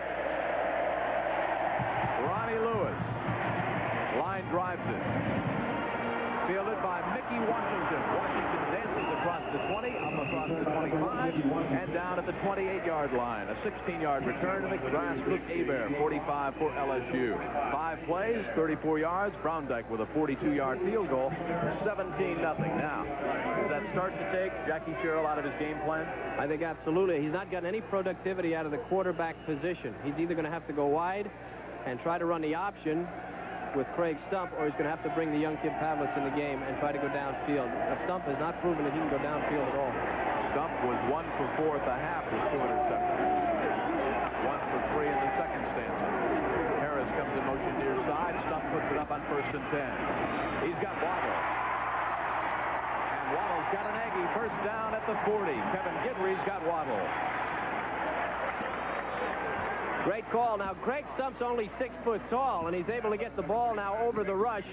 Good poise, and Waddle, who just fumbled the ball, it's a good call because they go right back to him. Look at Stump hanging in there, and they give this guy lots of room. He's real quick. Did the same thing he did when he fumbled it. No confidence lost there. He kept the ball. He kept his knee up off the ground. Good. Waddle, 2 catches, 33 yards on the night. Stump can run. Down at the 48. He'll be about 3 yards shy of first down yardage. 7:35 left in the third quarter. And we talked about at the head of the show, the kids on this team believe in this guy. They respect him. He's waited 5 years. His early problems, if you will, and not moving the team will not affect the way the team feels about him, and they will get behind him and block for him. And this kid has some ability. He can run the ball. You just saw it. Not the athlete the backup is, but a great leader.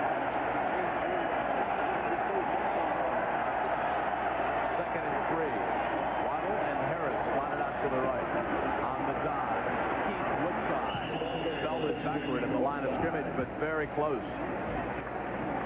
Up near midfield, Marlboro again. Darren Marlboro, the senior, out of Metairie, Louisiana, 6'1", 220. Last year's comeback player of the year, had an injured knee last year.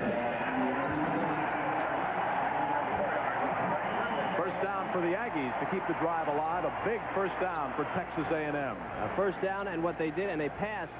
They threw a pass on first down, then they came back with the running game, opened it up a little bit, confused LSU, went to the pass to set up the run. It's worked.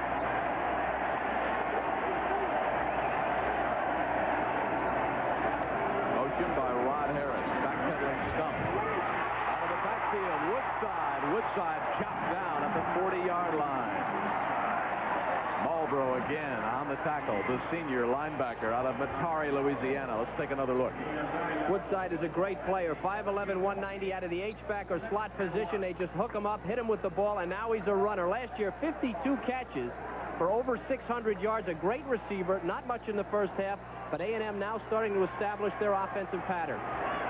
Over 2,000 yards in high school for Woodside. That 4.4 speed. Stump 3 for 4, 42 yards. Woodside on a dive, blocking up front by Kavanaugh by Cheek. And it's close. It is first down yardage again. The drive stays alive. Collins on the carry, number 32. Well, everything you wanted to know about racing in America and around the world tomorrow. 9.5 hours of coverage, unprecedented, starting at 8:20 in the morning. Race Day America, only here on ESPN. We can watch that at 8:20 when we get on the airplane, and they'll still be in coverage when we get back home. Break out the popcorn. I'm ready for that. First and 10, Texas A&M at the 37-yard line of LSU.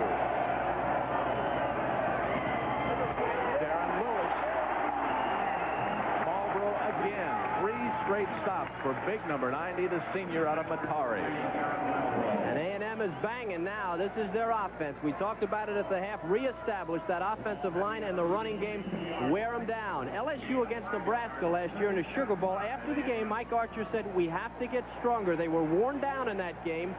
They are not big and strong. They are big. They haven't been strong historically.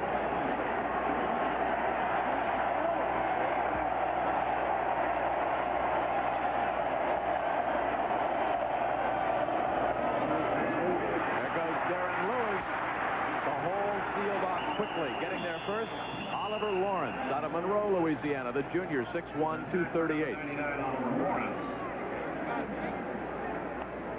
Darren Lewis is one of 5 running backs recruited and gotten by A&M. They got Randy Simmons, Lewis, Larry Horton, Doug Carter, and Keith McAfee. All great high school running backs, all freshmen and all on the A&M roster this year. Simmons was named by some people as the #1 recruit in the country. He's got a knee injury. He will not play until later in the season. Played for Paul Bear Bryant, coached under Paul Bear Bryant. Jackie Sherrill, double tight end, Wally Hartley and Sylvester Morgan in. 3rd and 2. First down and more for the freshman, Larry Horton. Darren Lewis, number 25. A year ago, this kid was in high school. He's 5'11", 205 pounds. He has blazing speed. It's a pitch to the weak side, away from the tight end. Nobody there. Lewis trips, actually. Picks up good yardage. Just a freshman, and they've got a ton of them. This is the first sustained drive. He's got 6 carries, 33 yards from Dallas. He's happy. First and 10 for the Aggies from the 20-yard line of LSU. Texas A&M's deepest penetration. Stump, drop at the 14-yard line for Percy Waddle, the sophomore. What a collision. One thing A&M does not do, they will not throw across the hash marks to the sideline. And what that does, and what you saw there, they throw into the boundary a lot. Stump has been forcing that pass all night. He will not turn the other way and throw an out pattern. So it cuts the field into 2/3. He doesn't have the far sideline to go to. That's their offensive philosophy, and it makes it a little bit difficult when you can only use 2/3 of the field to throw into that boundary. Rod Harris wide to the left, Percy Waddle wide to the right. Back to Collins and Woodside. Stump over the middle. He's got Woodside, and Woodside's got an Aggie first down at the 7. Chris Carrier made the stop.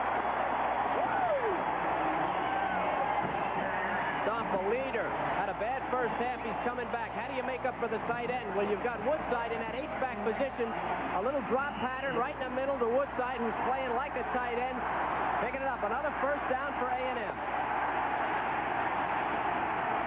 3:07 left to go in the 3rd quarter. Lots of time as Waddle, 15, and Harris, 17, are slotted out to the top of the screen. Woodside and Collins in the I pro set. Woodside behind Collins, blocking inside the 5, slashes down to the 4.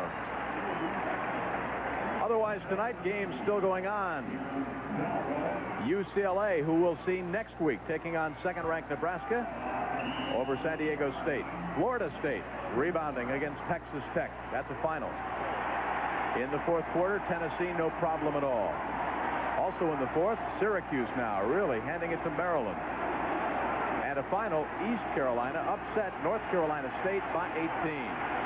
3 tight ends, Sylvester Morgan, Wally Hartley, Gary Costner in. Woodside loses 3. Carl Dunbar, this sophomore, 6'4", 262, number 63. He was a redshirt back in '85. Had a great spring game, the coaches told us this year. Helped out by Kevin Guidry. It's a tough play to make work on the goal line. The I formation with two tight ends is very easy to read defensively. You watch that fullback. They will not run away from him. They'll go with the fullback. LSU very quick. Got off the ball, was able to get out in front of Woodside. That's an inside power formation between the tackles. The Aggies looking at 3rd and 7, have a minute 42 with which to work. Their deepest penetration, trying to get back into the game. They've taken timeout. Along with Kevin Kiley, I'm Jim Kelly, and welcome back to Kyle Field in College Station, Texas. The Aggies on the short end, but they are knocking on the door of LSU, and you can feel the electricity and the emotion now as 75,000 are on their feet, including the head coach. If you're playing defense, you need to follow number 89, Sylvester Morgan, the tight end. I think they'll probably go wherever he is on that side. Woodside in motion. Stump. Gets sacked. Oliver Lawrence comes crashing through, number 99, the junior from Monroe, Louisiana. There's a flag on the play. And a flag is yet to be checked out. They're going to call intentional grounding on Stump. He was caught, he was in the grasp, and he tried to get rid of the ball, but there was no way he could have seen a receiver. The pass is incomplete. It's an illegal forward pass, intentional grounding. The Chinese bandits were coming. Well, they were reading Woodside. See, Woodside in motion. If he's not getting the ball on the run, he's out in a pass pattern.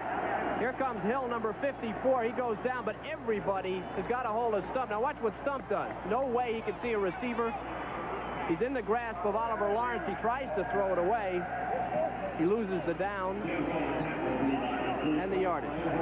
Has to be discouraging for the Aggies now because they had it 1st and goal inside the 10. Out of the hold of Craig Stump, Scott Slater. Certainly well within Scotty's range, 21 of 27 last year. He's kicked a 51-yarder against Rice, and this one is up and good. So the Aggies are on the board. They trail by 2 touchdowns with 90 seconds left in the 3rd quarter. We'll be back to College Station.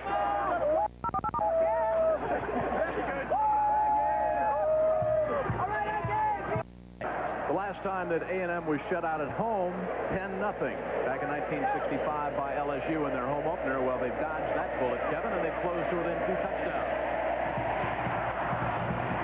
Scott Slater bangs a beauty. It is 10 yards deep in the end zone, fielded by Sam Martin just before stepping out. So it'll be 1st and 10 LSU. But really, the Aggies are just 2 plays from tying things up. I mean, you can look at it. You have to go back and take what the defense can give you, get 1 touchdown before you start thinking about the second. There's Mickey Guidry checking in. We talked about Mickey Guidry early in the game. Remember I told you in the passing situation, he was locking on the receivers. If A&M has noticed this and get him in a passing situation, they may be able to run a defense that will take advantage of that. So 1st down, very important here. Guidry 0 for 2. Sam Martin gets banged backwards by Guy Broom out of Galveston, a senior, 6'6", 275. Well, we told you the Aggies dodged a shutout. That 41-yard field goal by Slater. They used a lot of time, a 14-play drive. That's a long drive to come away with just 3. Very impressive drive for A&M. And Mike Archer's philosophy is to play a lot of people no matter what. And he's going with Guidry at a very intense time in this game. I happen to agree with it, by the way. I agree that he should play this kid because Hodson could go down in a heartbeat, and you have to have somebody if you're going to have a successful year. However, that was too much time. Ball guard, offense. False start. It's a penalty. Rodriguez, number 68, the left guard, a little motion. And the crowd getting back into the game. I mean, that's what LSU did in the 1st half. They, for all intents and purposes, took the crowd out. And this is a large crowd. This is a big play for Guidry now. Screen and draw. Remember, defensively, look for the wide play if they run it.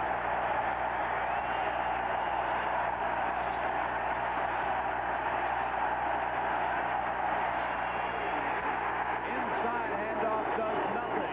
And you can see the Aggie defense trying to strip the ball. Jet Brooks from his strong side safety came up and made that play. Well, Brooks plays as a weak side linebacker there, Jim. They go to a nickel.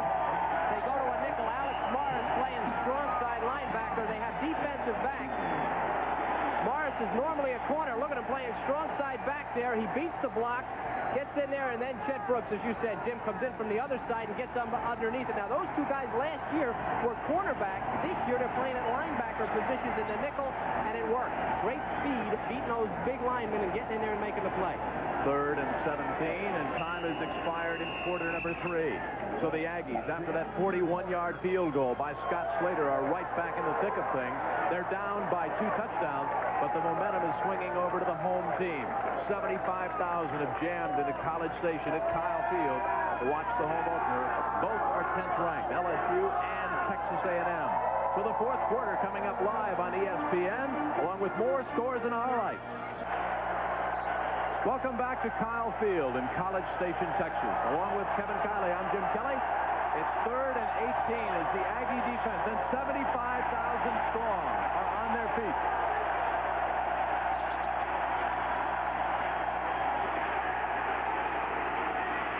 Nothing doing for Sam Martin. A punting situation.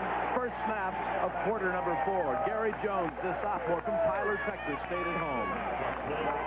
Lots of tradition here at Kyle Field. The 12th man. They don't have cheerleaders. They have yell leaders. Yeah, and they yell.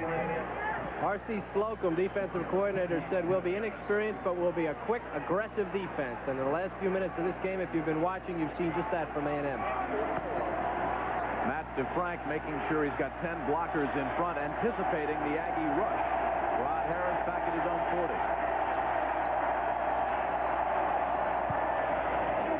2 punts for 51 yards, and DeFrank bangs a beauty. Fair catch is called for. Storyline, College Station, Texas. Both are ranked number 10. Hodson, 128 yards in passing for the Tigers. Big disparity in total plays still. Yeah, but the differential was 20 plays at the half, and as you can see, it's less than that now, so it's been even since the 3rd quarter. Rushing yards, A&M dominated with the offensive line, so you can see it statistically. You can see this game turning, and now we're going to see what happens with that offensive line. Jackie Sherrill sends in his quarterback, number 12, Lance Pavlis, the freshman, a sociology major, goes on top. He's got his man, Paddle, down near the 40-yard line. Now they say that it's an incompleted pass. Boy, they like this young freshman. Well, what you just saw there was the offense of the future for A&M. Pavlis to Percy Waddle. Both of these guys are blue chippers. Now, Waddle coming off the field. He's dropped 2. He had a fumble. Actually had a fumble on 1, but that's a great athlete. Pavlis passed for over 1,600 yards as a senior in high school. 46 touchdowns in the last 2 years. Option. Pitches back. Gets it to Darren Lewis. And Lewis hurls across midfield.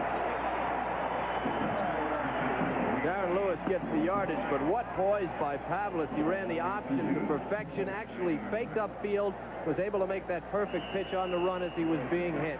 8-yard gain. That man has not just got a rifle for an arm, he's got a good head on his shoulders, a 3.9 average in high school. Played his high school ball for Lynn Etheridge. Needs 3 yards, 13:23 left. Rod Harris motions top of your screen. He's open. Batted down at the line of scrimmage. Carl Dunbar, 6'4", 264, a red shirt. Punting team checks in for Jackie Sherrill. Watching the patterns there, Jim, it was interesting that there were no 3- to 5-yard patterns on that play. That they needed 3 yards, but everybody went downfield, and they just hadn't turned around by the time Pavlis was ready to throw. I don't know if they didn't read the defense or they didn't know where they were on the field. And it would have been a great time to take advantage of the speed of Woodside out of the backfield. Jimmy Young is back deep. Sean Wilson hangs it high, hangs it deep, and Jimmy Young fields at the 3, at the 8. A 42-yard punt, 1st and 10 LSU. They're nursing a 14-point lead.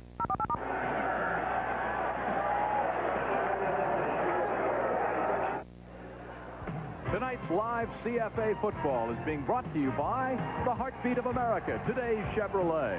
And and by Diet Coke. Enjoy Diet Coke. You're going to drink it just for the taste of it. I'm Jim Kelly. Kevin Kiley alongside at Kyle Field. Do we have enough K's? If you want alliteration, we've got it. Kelly, Kiley, and Kyle Field from College Station, Texas. 13:08 left to go in the regulation.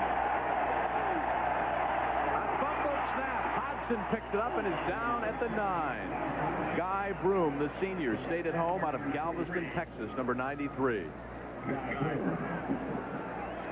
You take a look at Hodgson. He's been looking at some wild Aggies here for about a quarter and a half. He never gets the snap. There's the second time he didn't get the snap from Al Bergamo, and Texas A&M right there. A little close to his own goal line to be dropping snap. Hodgson 9 for 17, 128 yards. I believe that's what he was at the half. 128 yards passing.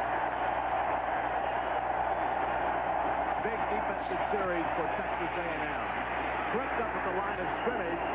Harvey Williams, the sophomore from Hempstead, Texas. Dana Batiste, there is the youngest head coach in Division I. Mike Archer was appointed in the head coaching job December 23rd of last year. The 27th head coach at LSU. And again, he replaced Bill Arnsparger, who went on to become the athletic director at Florida.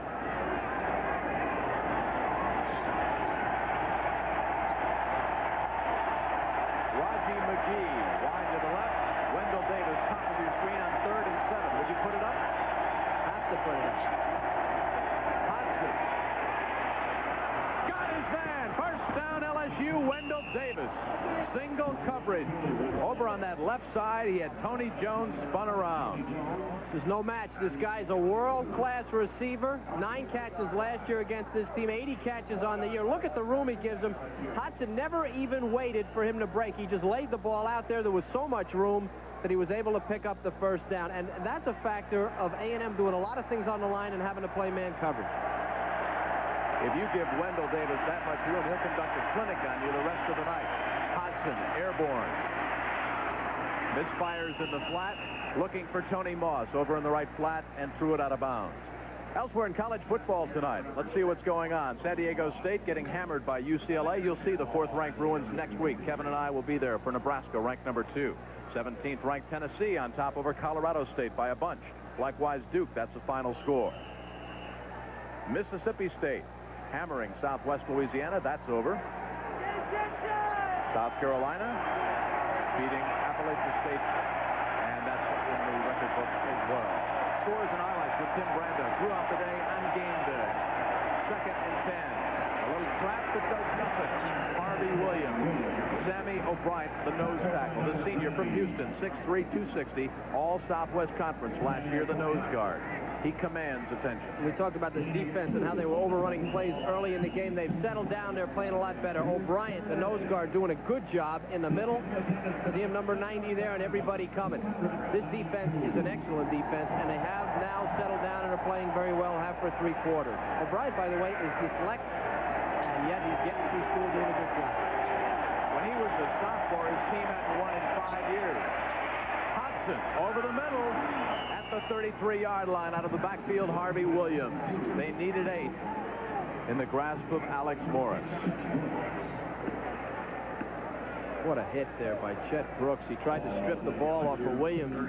Williams, just a sophomore. What poise he showed on that play. Brooks went right through him the way he's supposed to, through his hands, and he was able to hold on to the ball. And Hodgson, super pass by Hodgson, too. Jackie Sherrill not happy with where the officials spotted the ball. It's a first down for the Tigers.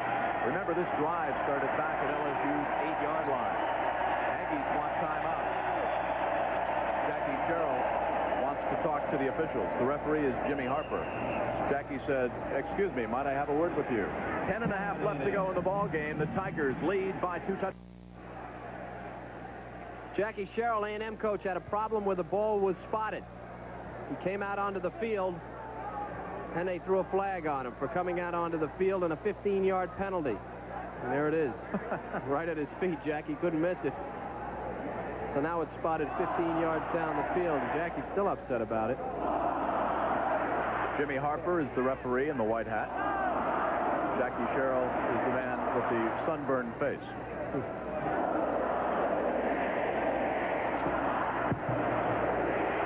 Lots of action in college football earlier. Well, this one's still going on. Tulane coming back against Louisville. Temple on top over Toledo. Dan Simrel having a tough time with the Rockets. Oklahoma State leading Tulsa in the fourth quarter. Rice leading Lamar. That's a final. In the second quarter, New Mexico State on the short end. Baylor, the Bears are beating Louisiana Tech in the third. The ball has been spotted at the 48-yard line. It's 1st and 10 LSU. They lead by 2 touchdowns. Harvey Williams, the sophomore out of Hempstead, Texas, number 22, Kevin. In the first quarter, he had 7 rushes for 47 yards. Since then, 7 carries for 23 yards. So the Aggies have been doing a good job of containing Mr. Williams. And what they did, we're going to get a 5-yard penalty on LSU here for procedure. What they've been doing is that A&M was not successful in their base defense early in the game, and they went to a lot of movement and blitzes. They stopped the running game, shut down the passing game, but now they're forced into man coverage, and Hodson's been picking on that. 1st and 15 after a penalty against A&M, and then 5 yards stepped off against LSU. Hodson reads the blitz, unloads. He's got Wendell Davis, and he drops the ball at the 40-yard line. Alex Morris, a good job defensively, stripped Wendell Davis of the football. Well, that's Alec Morris. Now, again, out there at the corner, he's a little bit new. Davis, the All-American. Man coverage, because they're doing things up front. The ball is there, just a little bit short, and not bad coverage there by Morris. He did a nice job from Arlington, Texas. But that's a weakness in that defense, is that Hodson and Davis are tough in man coverage, and A&M, in order to be effective up front, has to play it. Tony Moss, number 6, checks in at wide receiver for the Tigers. In motion, there goes Victor Jones. Blitz. Hodson unloads. He's got Jones. And Jones commands the crowd up near the 47. In the grasp of Kip Corrington, who has an interception tonight. He had 3 last year, and he had 1 in the opening game of '87. Believe it or not, Hodson does not have a really strong arm. It's strong, but it's not a great arm. What he does so well, he identifies, as you look at his numbers, 128 of that in the first half, and we're 9 minutes and 55 seconds to go in the game. He identifies defenses, gets the ball out there quick. That's his strength. 6 defensive backs in for the Aggies. Morris, Corrington, Jones, Brooks, and Washington. 3rd and 12. Blitz. Hodson in trouble and loads.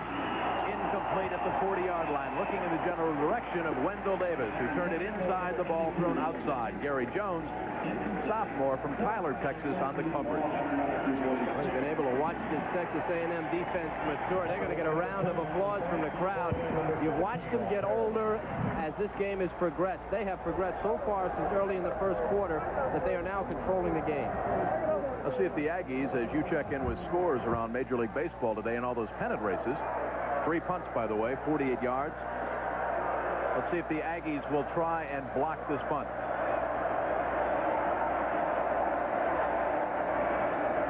Aggies have the return on. DeFrank hangs it high, hangs a beauty. He had 1 of 57 yards, hits at the 2, and it'll be down inside the 5 at the 1.5-yard line. But there's a flag yet to be checked out, back at the 48-yard line. We'll have to check in with Jimmy Harper, the referee, and see if it's against the Aggies. A 53-yard punt, holding against Texas A&M. Egloff down the punt inside the 5.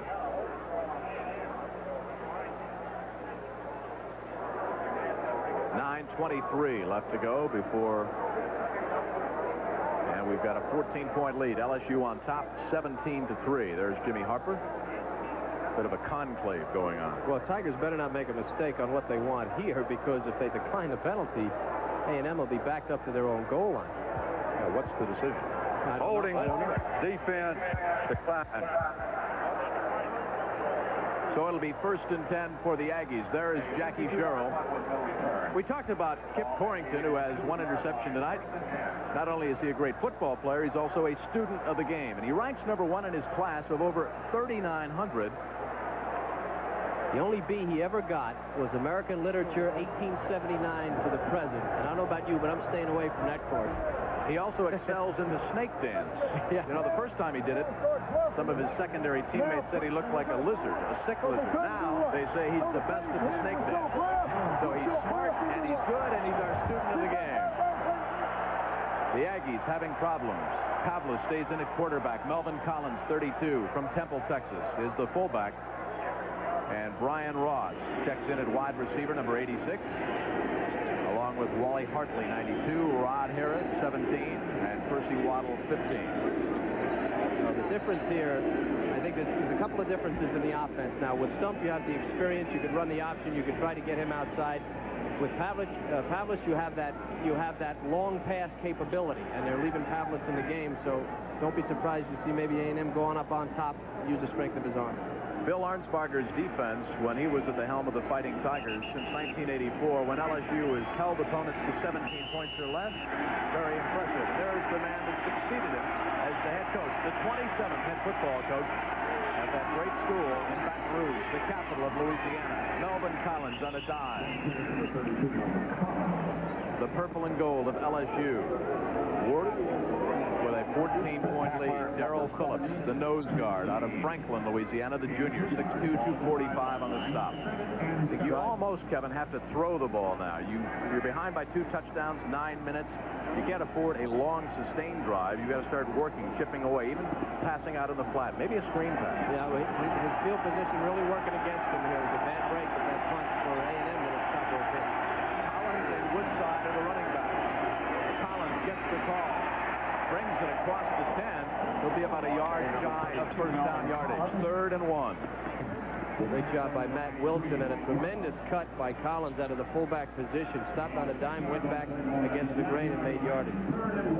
Burla, the sophomore, in on the tackle defensively for LSU. 6'2", 222 out of New Orleans. Another red shirt from 85. Jackie Sherrill played on 2 national championship teams for Mr. Paul Bear Bryant.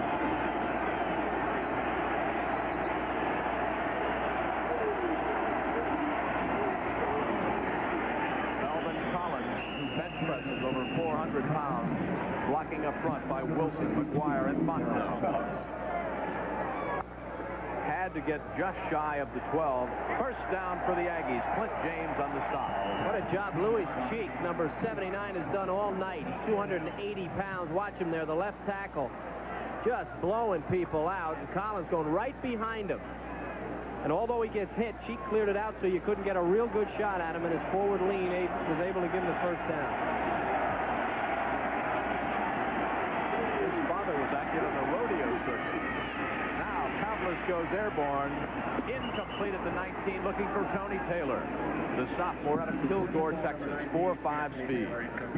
It's a tough pass for anybody to throw, but for a freshman, he's rolling to the left, turn around, coming back to the sideline, to the long sideline. Just couldn't make it connect. Question for you now. If Pavlis can't get things going on this drive, do you think we might see Bucky Richardson? Because the coaches say that they're about equal, the 2 young freshmen. They are equal in ability, but they would like to redshirt Bucky Richardson, the great 3rd-string quarterback, who, by the way, physically they think is equal to Pavlis. No, I don't think they put him on. 2nd and 10, pitch back. It goes to Melvin Collins. Knight down at the 12. Clint James crashing through again.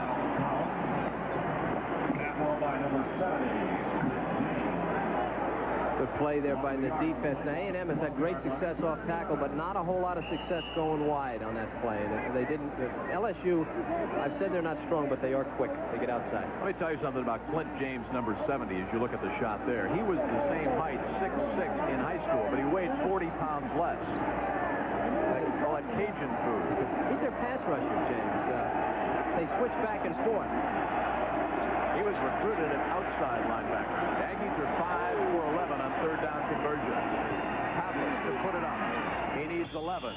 He won't get it. Penalty flags are down. Stops the clock with 6:48. You surprised how well the LSU defense has played, how well they contained the Aggies all night. I'd say LSU's played well for 25 years. Delay game, failed to get the playoff. That's what you give up there. And that's a penalty that's called before the play, so the play does not count. They will get another shot, and that's actually a break for A&M. The youngest head coach in Division I, just 6 minutes, 48 seconds away from his very first victory. Grew up in State College, Pennsylvania, in the shadow of the Penn State campus. Little delay. Melvin Collins cracks it across the 15, up near the shy of first down yardage, and the Aggies will have to give it up again. That man learned his defense under Bill Arnsparger. He learned his offense under Howard Schnellenberger, two pretty good keepers. And he's grateful, and he said he was grateful when we met with him. He's blessed. He feels that he played under those two great coaches, and coached under those two great coaches. And what experience he has. Wilson, it's been a busy night. He's had 5. He gets his 6th, and it's a line drive kick fielded by Jimmy Young at the 46. Dances to midfield, looks for a blocker. They've got a wall set up outside. Jimmy Young at the 35. 6:03 left to go before this game is over. A 38-yard punt, but a 20-yard return. Jim Kelly and Kevin Kiley back at Kyle Field in College Station, Texas. 6 minutes and 3 seconds left to go. The Tigers in total control. They lead 17-3. Remember, A&M never loses. They just get outscored. That's right. There's what Hodgson has done tonight, and the two young quarterbacks for Jackie Sherrill and Texas A&M. Hodgson with a hot hand. The super sophomore gives it to Harvey Williams, who had a great first quarter. Looked like he bobbled the ball a bit and then grabbed it back in near the 35. Basil Jackson on the stop, the junior from Hammond, Louisiana. There were 8 players in on that tackle for A&M. This Aggie defense has gotten very, very stingy in the second half. Actually, it was field position that LSU scored on a turnover. They got the ball on around the 25-yard line for their second touchdown, and then the big kick return set up their field goal. So field position is helpful. 2nd and 11. The backs Williams 22, Jones 34. Jones with 2 touchdowns, penalty flags. Tigers might have taken too much time.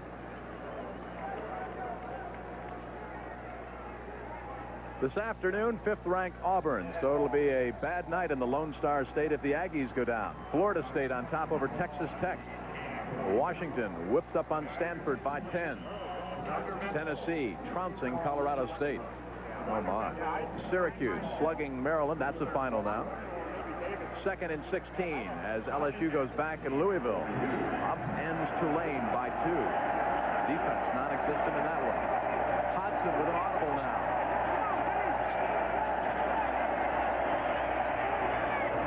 Complete at the 33-yard line, looking for his favorite receiver, Wendell Davis. You talked about the Aggies never losing. They just get outscored. That's the tradition here at College Station. The student body will stick around after the game if Texas A&M loses and practice yelling.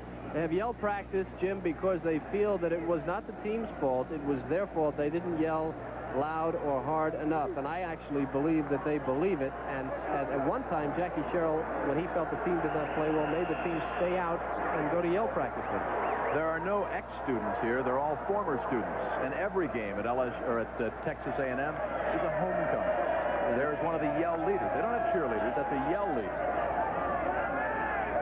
Tremendous tradition here. It's a special place.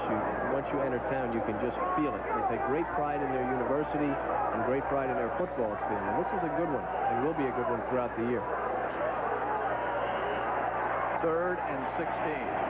Hodgson has Wendell Davis and Raji McGee wide to the right. Eddie Fuller in the backfield. Hodgson goes down on a great safety blitz. Aaron Wallace, the outside linebacker, the sophomore from Dallas, comes crashing through, the first to get there. What they said about the linebackers on this team is that they're great athletes, very physical. They just lacked experience. When it comes down to a blitz, which really is not a read, watch him go right over the block. Look at the strength of Aaron Wallace, and then the trip of Aaron Wallace. And this defense has dominated this game in the second half. LSU hasn't done badly either, but a big turnaround for A&M. Wallace with 4.6 speed at 5 quarterback sacks last year. Matt DeFrank, the kicker for LSU, averaging about 40 yards per punt. He did have a punt 71 yards last year. Well, there's an interesting penalty. Their punting team took a deliberate penalty on the 47-yard line to give this guy more room to punt the ball. You think they have confidence in his legs? You don't think that Matt's 71-yarder was on natural grass, do you? Well, they're giving him room here. He's standing on his own 35, and they want to give him more room. The turf here at Texas A&M is the artificial variety. They just spent about $600,000 to install it. And Jackie Sherrill says he wants to go back to natural grass in 3 or 4 years because it's a home field advantage. DeFrank sacked by the Aggie defense. John Roper. Roper redshirted in '84. Cracked his head open in the first half. Blood was gushing up. 4 minutes, 10 seconds to go. The Aggies have the ball on the turnover. This snap is bobbled. I thought he could have got it away. He never tried. DeFrank goes down. A lot of people coming. And the snap a little bit off center, but I was surprised to see him just eat it. I thought he might try to get it away. First and 10 Aggies at the 27-yard line at LSU. Pitchback. On a dive, it goes to Larry Horton, the freshman out of Tatum, Texas. 1,500 yards on 226 carries as a senior in high school. 19 touchdowns. That's an interesting spot for a freshman. They have Pavlis in the game, and they put in Horton, another freshman, immediately go to him with the game in the balance. 3:45. Lots of time if the Aggies can get a quick touchdown. Randy Simmons, the lone running back, gets the call. Why aren't you throwing the ball? Defensive alignment. Plus they're in close. Certain keys for the offense. The offense comes out and they key certain things. He can check off if he doesn't like it. 3:24 left to go. The Tigers on top by 14, but the Aggies knocking on the Tigers' door.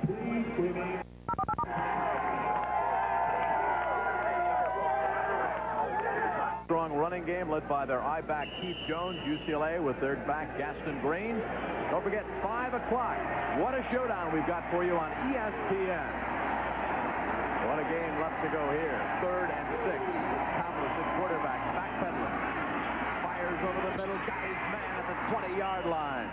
That's number 33, Keith Woodside, looping out of the backfield. Nicky Hazard, the linebacker, number 48, out of New Orleans on the stop. And Hazard did a very smart thing there. He hooked up in his defensive drop. He hooked up right at the first down marker, and he made him keep the pattern in front of him. Woodside had to hook up in front of Hazard. Hazard knew exactly where he was. When he made the tackle, there was no first down.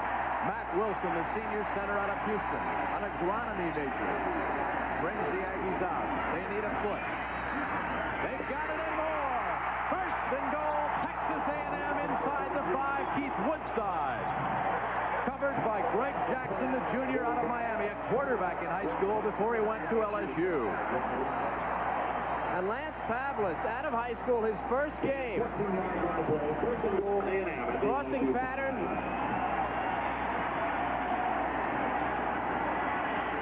All right, there's a block away from the play. Let's take a look at it here. A little out pattern, Pavlis, a perfect pass.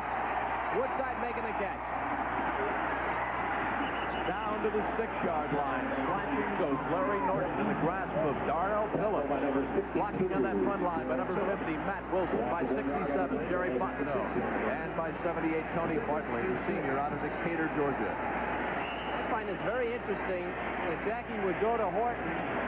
He's used Lewis earlier in the game. He's been carrying the ball. Now he's gone to Horton, who did not play the whole game, and given him the ball. Keith Woodside checks back in. Pavlis goes airborne. Throws it away. 3rd and 6. Ron Sancho. And now a late flag. Jackie's not going to like this. If they call this intentional grounding, he's not going to like it. There was a receiver in the general vicinity.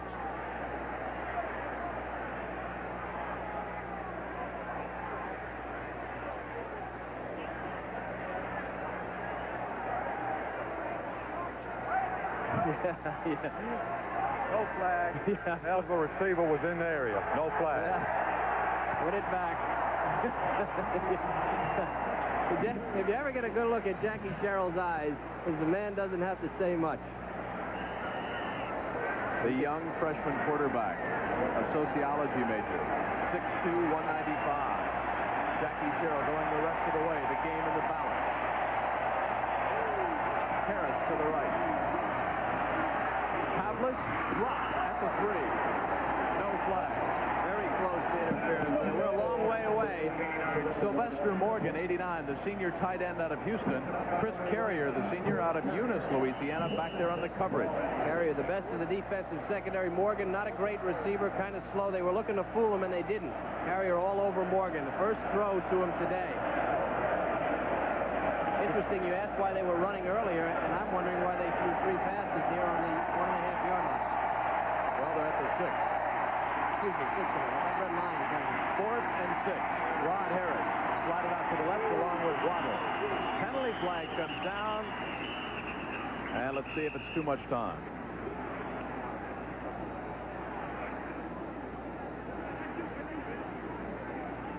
Texas A&M are up. Hey, penalties too much time. Watch Jackie Sherrill.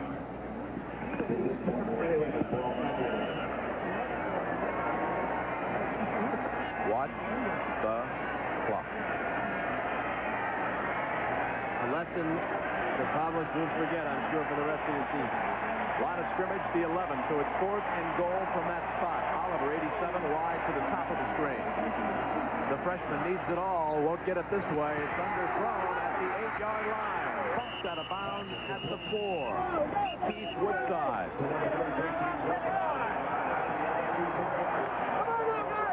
So the Chinese Bandits come up big again. They've held the Aggies to just a field goal. I think the story of this game is the LSU defense was everywhere it had to be in this game, and they're there. Even though there's a missed tackle, there's a backup. And as you can see, the rest of the defense coming. A very quick pursuing defense, well coached. Guidry coming in to make the play. Part of the story has to be the coaching of Mike Archer. He's now just a minute and a half away from a win. Jim Kelly and Kevin Kiley back at Kyle's Field here in College Station, Texas. A 14-point lead for the Tigers. They can run out the clock. The Aggies are out of timeouts. 99 seconds away from a victory. Head coach Mike Archer, who grew up in College, Pennsylvania, State College, PA, in the shadow of Penn State campus. Even lived next door to Nittany Lion head coach Joe Paterno at one point. Went to Miami, wanted to play baseball. But after juggling both football and baseball and a full-time class load, decided to concentrate on football. He was a 2-year starter at safety, then a punter. Ended up getting his bachelor's degree in education, then his master's in health and phys ed.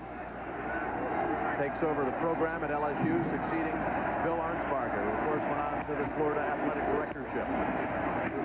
And I really don't think you can say enough about the coaching job and preparation that Mike Archer has done to come in here to College Station, Texas, where the Aggies have not been beaten for 14 straight games, going up Jackie Sherrill.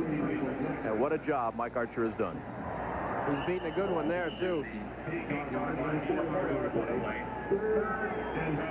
Looks a little bit like Mike Keenan, the head coach of the Philadelphia Flyers hockey team. He's a happy guy tonight. Take this one home. It's his 10th in a row on the road, or at least LSU's 10th in a row on the road. Well, you knew something had to give as far as streaks.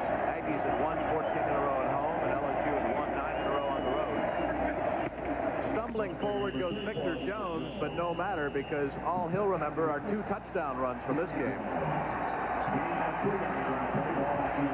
There is a happy man. The youngest head coach in Division I just posted victory number 1. Mike Archer. You'll remember this one a long time. You come into the enemy camp and you upset the Aggies. Well, we'll see LSU a couple of more times on our ESPN Saturday night CFA telecast. And we'll also see the Aggies. We'll be back here for Thanksgiving when they take on the Longhorns. I think what we saw tonight were 2 different teams from Texas A&M. LSU very simply did what they had to do. They got the early points and they held them off. They were on the road. For Texas A&M, I think the first half, you saw a young team trying to get their feet under them. In the second half, you saw a very, very tenacious and excellent defense and an offense that began to establish themselves but had problems when they got down close. And that's typical of a young team because their offense has to be a lot more precise, and they didn't make it happen. But Texas A&M will be reckoned with in the Southwest Conference. They're an excellent team, and LSU, they'll move up in the rankings, and they'll be tough in the Southeast Conference. They said of his age, the one thing you can't ask of the youngest head coach is how long is it before you retire? He's only thinking of many more victories. We'll be back.